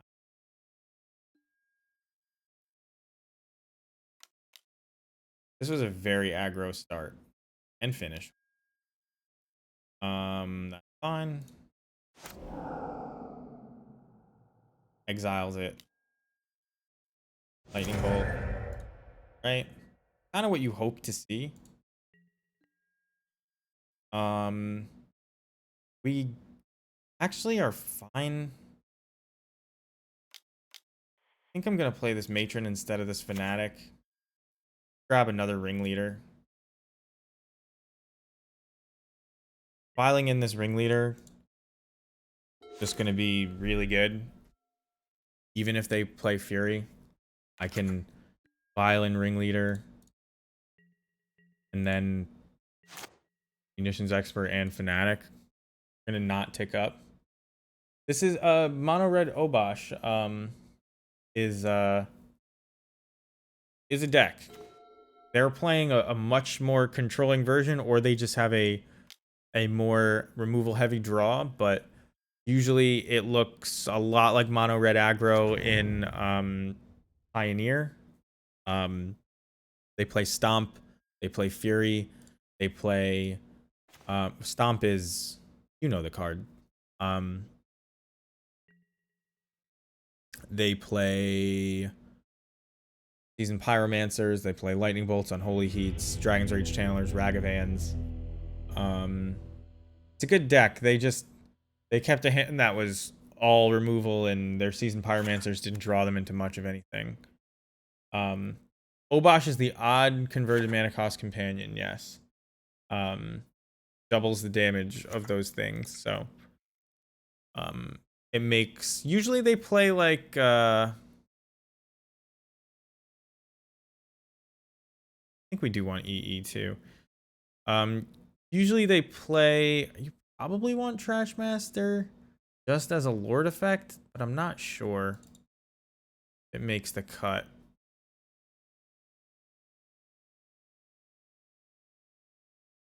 They don't, they probably have a bunch of ways to kill Vile, actually.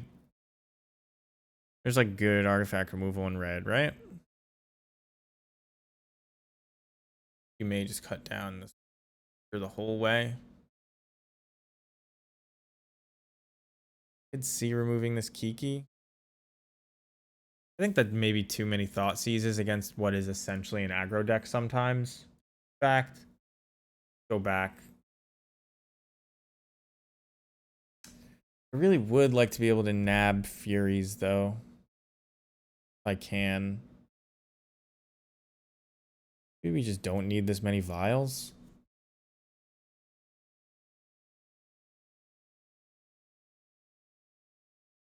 Maybe we bring in Blood Moon. Think maybe we could hit a Blood Moon on them. They played very few basics last game. Bone Crusher is the card. Yes, I always call it Stomp. As if that's the card. I do think you keep this. You have a way to draw cards. You have a way to draw even more cards. You have a way to kill Ragavan. You have a way to kill the Prowess guys. But they're just on all removal. Just straight up like Obosh combo, I guess you could call it. Because it looks like they're just planning on making it to the point where they play Obosh and then burn you. And the random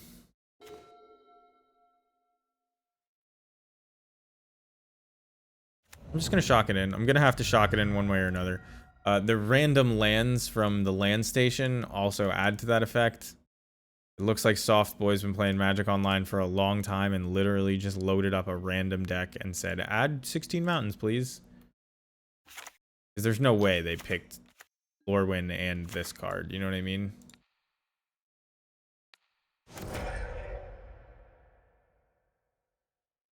That's why we didn't F6. That's why I turned off the auto yields, if you noticed. Is that a Crater Maker? Yeah, I wasn't going to include it, and then I put it at the bottom of the document I made.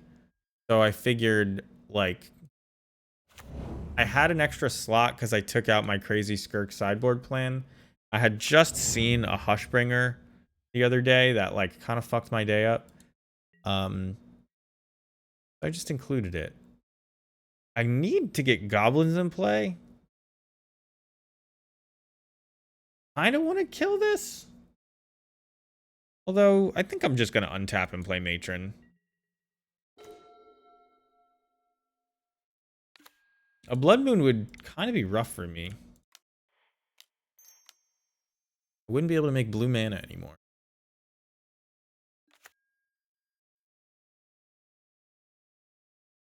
I'm not going to get a Ringleader because I already have one. Battlecry Goblin is unlikely to survive. I kind of want to get a Snoop.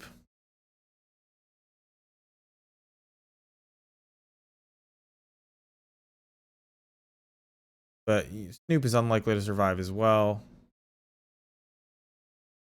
I think I just get Battlecry Goblin. So I don't have to tutor it later.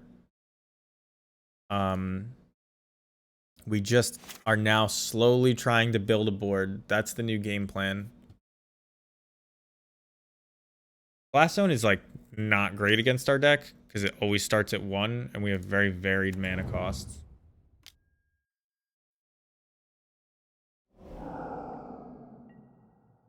Not gonna block. Building a board. Trying to chip them down and go wide.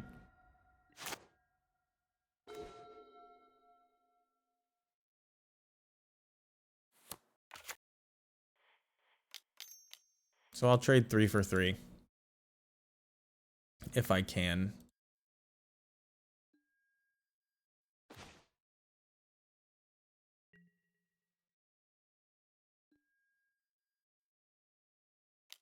I know they're probably trying to do kind of a similar thing by getting to Obosh. Okay, well, Stomp is managing my board state.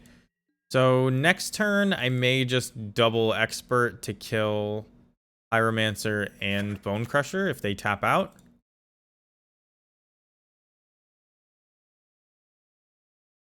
They're probably not playing Unholy Heat if they're main decking Relic of Progenitus, now that I think of it. And they're probably, because it exiles all their cards. They were main decking it. It wasn't just brought in. It's a classic thing that mono red decks have done for a long time because hitting land drops is important. Has incidental hate, just cycles. So it like saves you sideboard slots in a sense, but also smooths out your curve.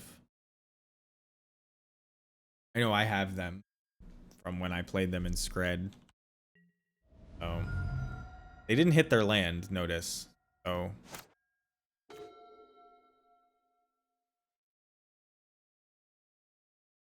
I guess I'll snoop first. Ask questions later.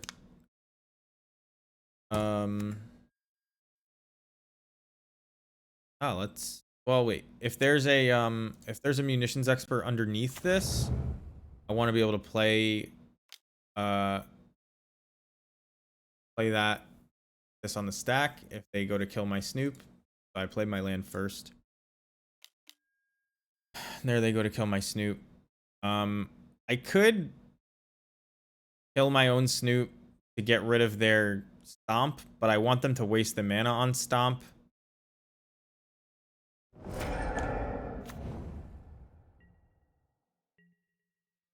Not on Stomp, on their Bone Crusher Giant, because they're pretty stuck on mana. We know we're not drawing a land next turn, but like a land would actually be a decent draw because I think we just kill them with Battlecry Goblin if we draw a land, but maybe not. I will block the Seasoned Pyromancer because I'm not paying Echo.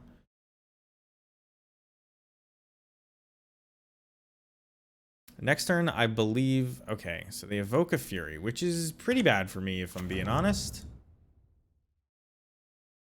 But not the worst. So 1 to everything.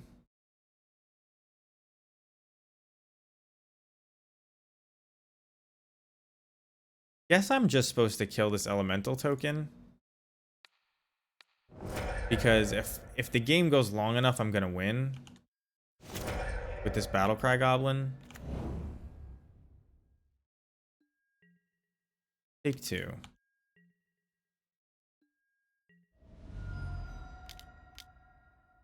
Yep.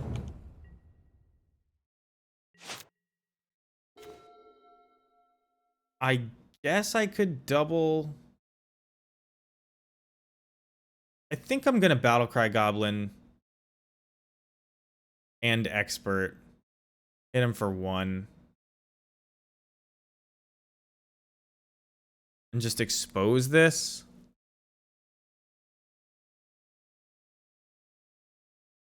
Because I don't want to take 4.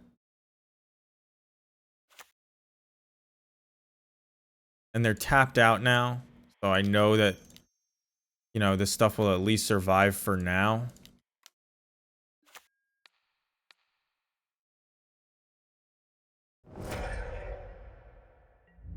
They could have double bolt in hand. But I think this will make them point one of the bolts at the goblin instead of my face. Another evoked fury. Oh. Well, had they hit their, you know, land drops, this would have been even worse. As it stands, I think we can come back from this. We just have to start blocking these things that they have. A land here wouldn't be bad.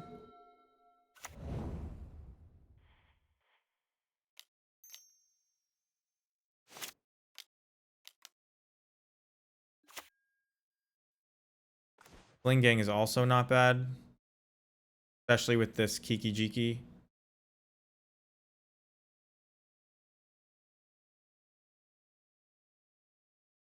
I do have to block. They have one card. Do I kill Seasoned Pyromancer now? And then chump? And then Kiki Jiki copies Ringleader? Kinda like that. The Kiki Jiki could also copy Munitions Expert. But I could find more Munitions Experts by copying Ringleader.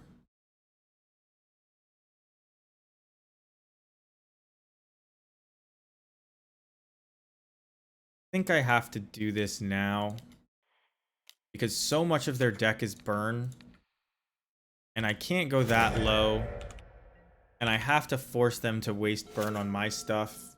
I'm going to try to double block. Ragavan with dash. Flame slash. I'm going to block. I'm going to go to 4, I guess. But I should be okay.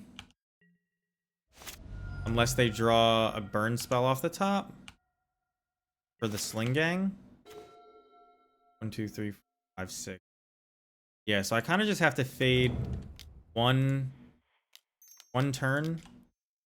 Like, this needs to be the turn that they finally draw their 4th land. I mean, it doesn't need to be, but that would be best case, so I could start copying Kiki. Finally! Sick. Alright, I think we should win.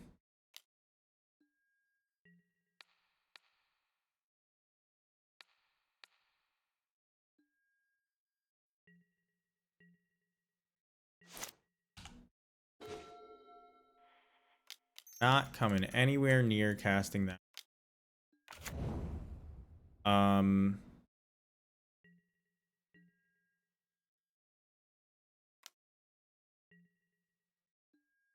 This is a little bit greedy in terms of drawing the game out, but it allows me to block with the token I make instead of the tokens that come off of it.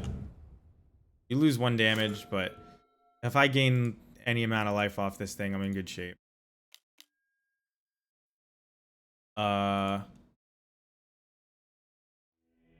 Yeah, they just conceded to that thing. Maybe they missed. I would sack it in response. They wouldn't get the second half of this. They would go to attack. I would block. Sack. I have 1, 2, 3, 4 attackers. Hit them for.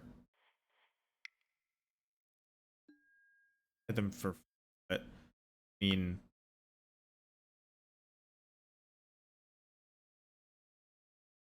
Yeah. Whatever.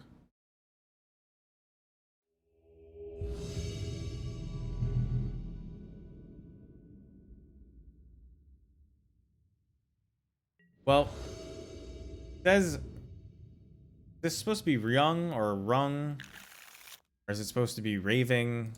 I don't know, but this is a good hand against Living End. It says they're on Living End. Basic Island doesn't preclude Living End, so I'm willing to still believe it.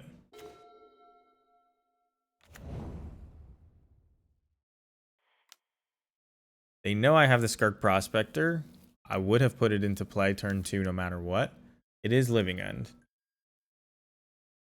We have a good matchup against Living End. I keep saying it and keep losing to it, but I'm pretty sure we do. I've been getting Force of Vigor out of the game, which is why I switched to Void Mirror. Yes, Living End is base blue these days. It's Shardless Agent and the green-red Cascade spell, but the black-red Cascade spell is no. I mean, we're just gonna combo them no matter what they do. Unless they, like, Endurance me to get my Snoop out of the yard, but...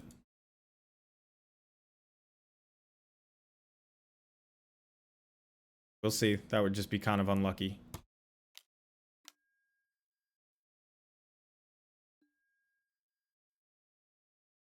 Living End is base blue as of, like,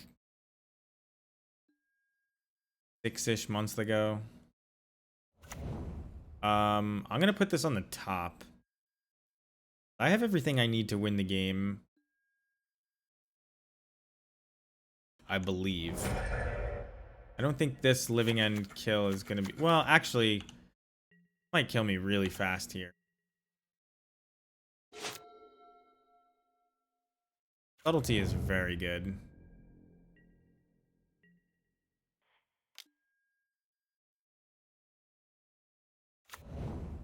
I don't think they can kill me in one swing, and I'm untapping. So... we're alright. Gonna Violet in to avoid a second subtlety.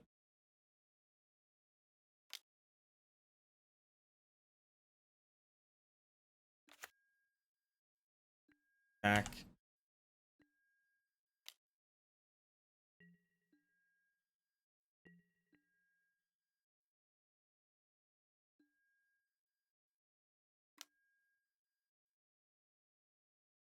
Oh. Now I have another turn because of summoning sickness.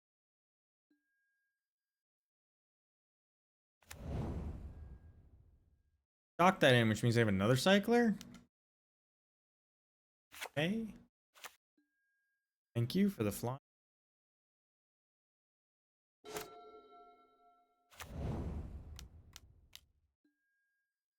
Wait for them to put the living end on the stack.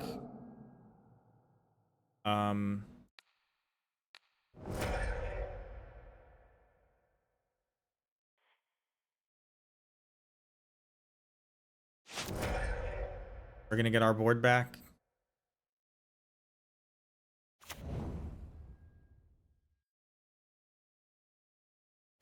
They're tapped out. Gonna do it on their end step to avoid like grief and such.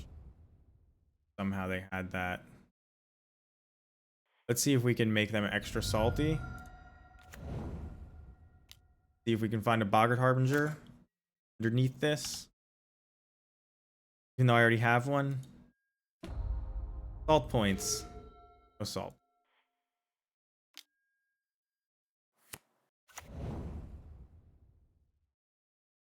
Ability. Cheeky on top. Make a copy.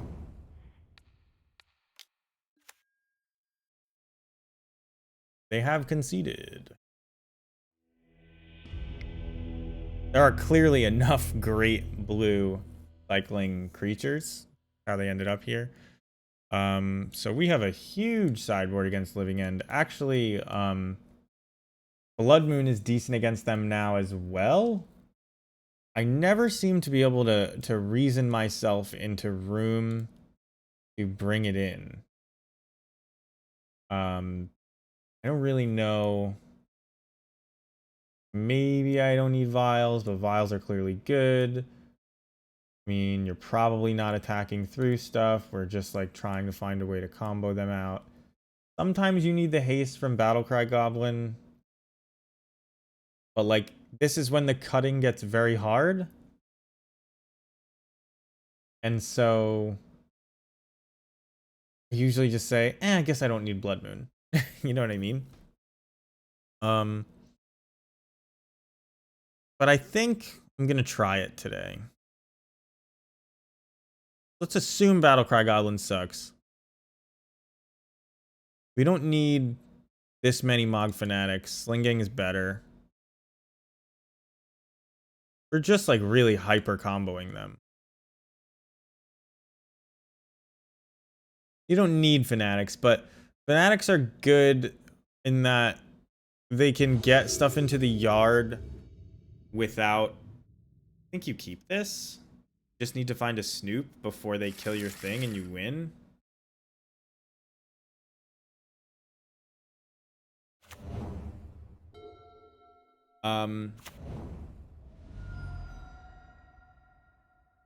It's not about them playing one CMC creatures. You can kill your own stuff with Fanatic, which is pretty good. I think I'm gonna Thought Seize them on like turn 2 going into 3. Maybe next turn I just Thought Seize them. Yeah, that's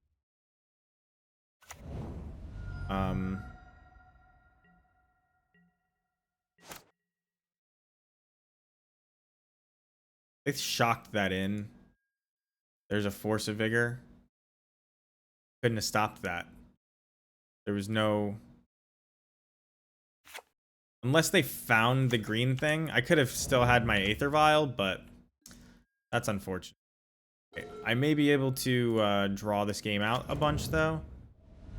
We still have this that I can grab a basics with.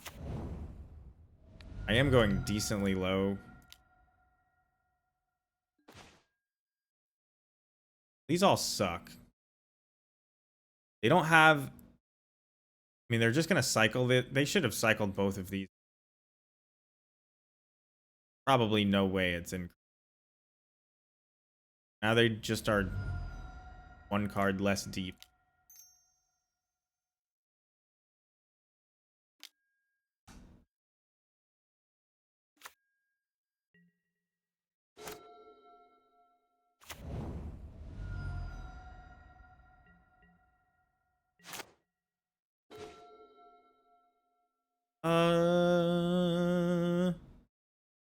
Think I play this Harbinger here? Probably, and I put Sling Gang on top. Attack. Although I can't play Sling Gang next turn, can I? So maybe I like draw Snoop and that's better. So yeah, I think I play nothing. Although what else could I play? I could play Harbinger, put what on top? Snoop? Do enough? Play Harbinger, put Battlecry Goblin? Hey, probably not fast enough. Yeah, I think I just have to play this.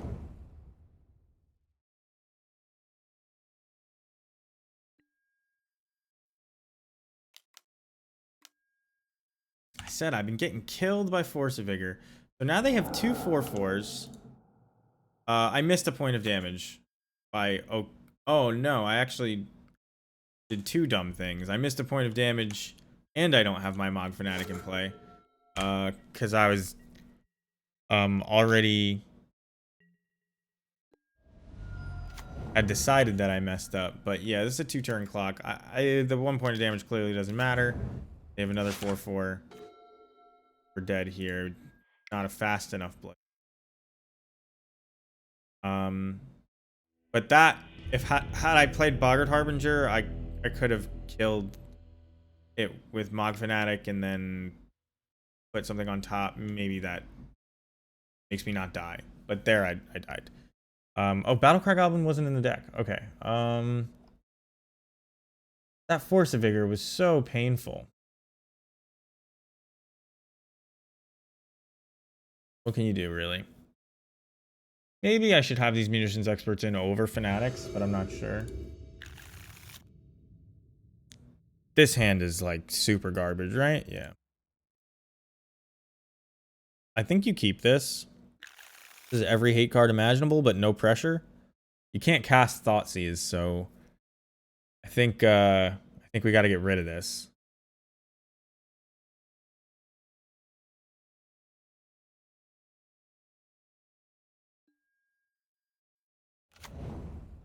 They mulliganed to 6.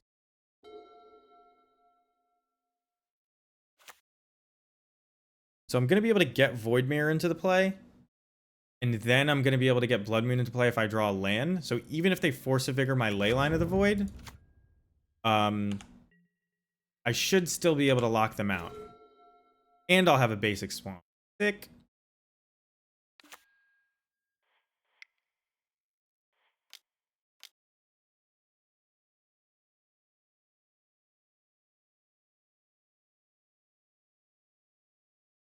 Void Mirror is so good.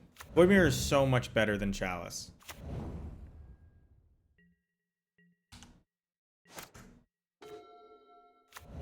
Now I just need to draw one more land.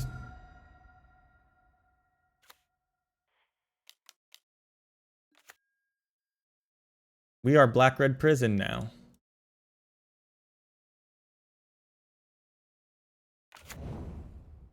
All mountains. Can't play colorless spells.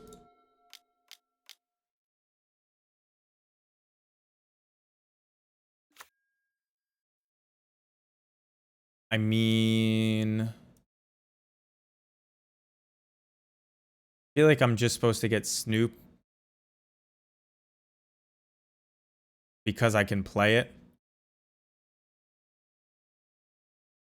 I guess I could get Skirk Prospector because it's a land.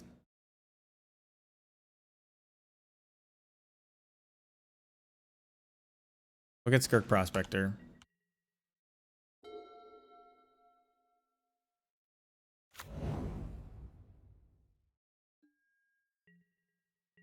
If we draw a land, then, you know, we weren't greedy enough, but we didn't draw the land, so I feel good about it.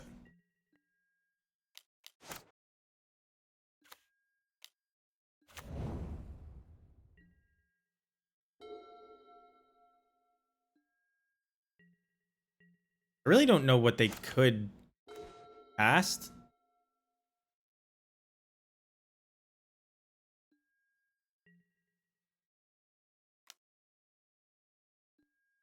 Underneath all this, not sure they know either.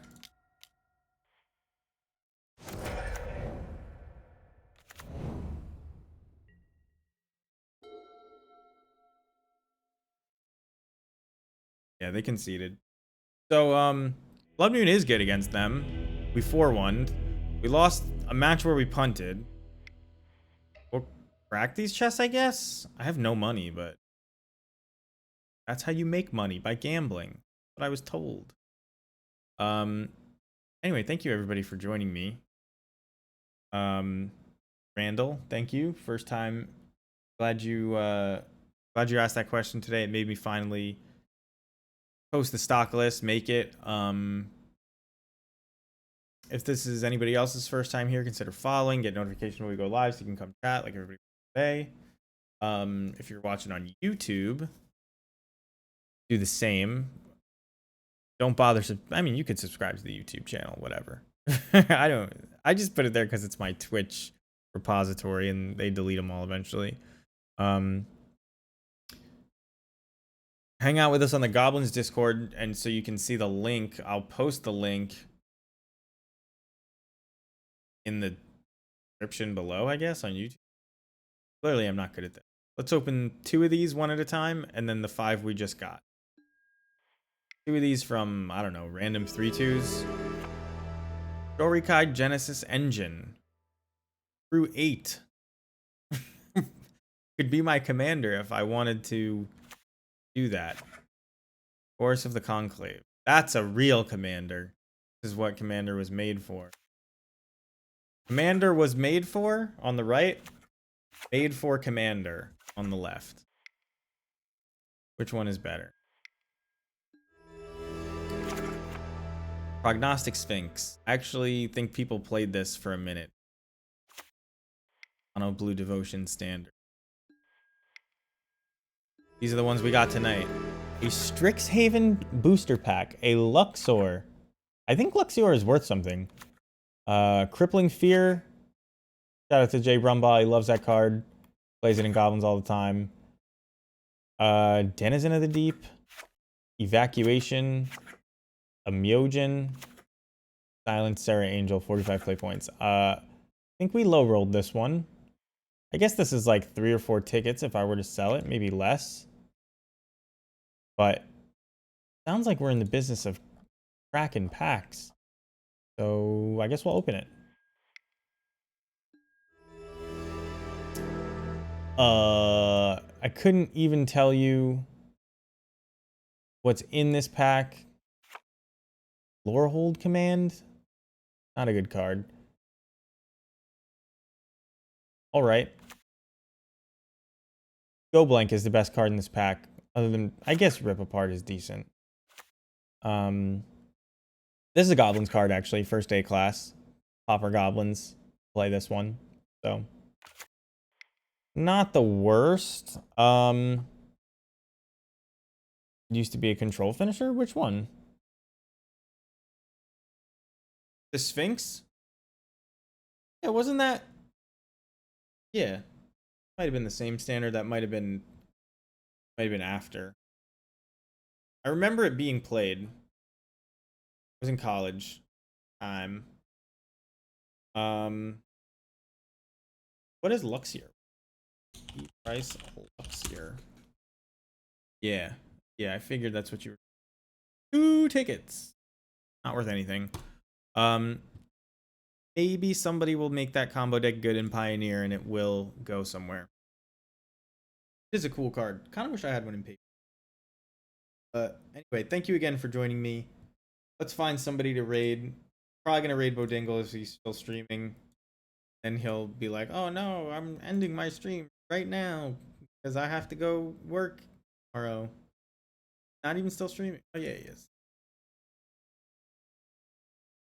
Mr. Bodingles is a good guy, one of the best guys, and I enjoy watching him. A lot of other people. So stick around, watch them. They're 1-3 with some horrible black deck. You'd say that on most days, and it would. So thank you again. I'll see you guys next time. Have a good week.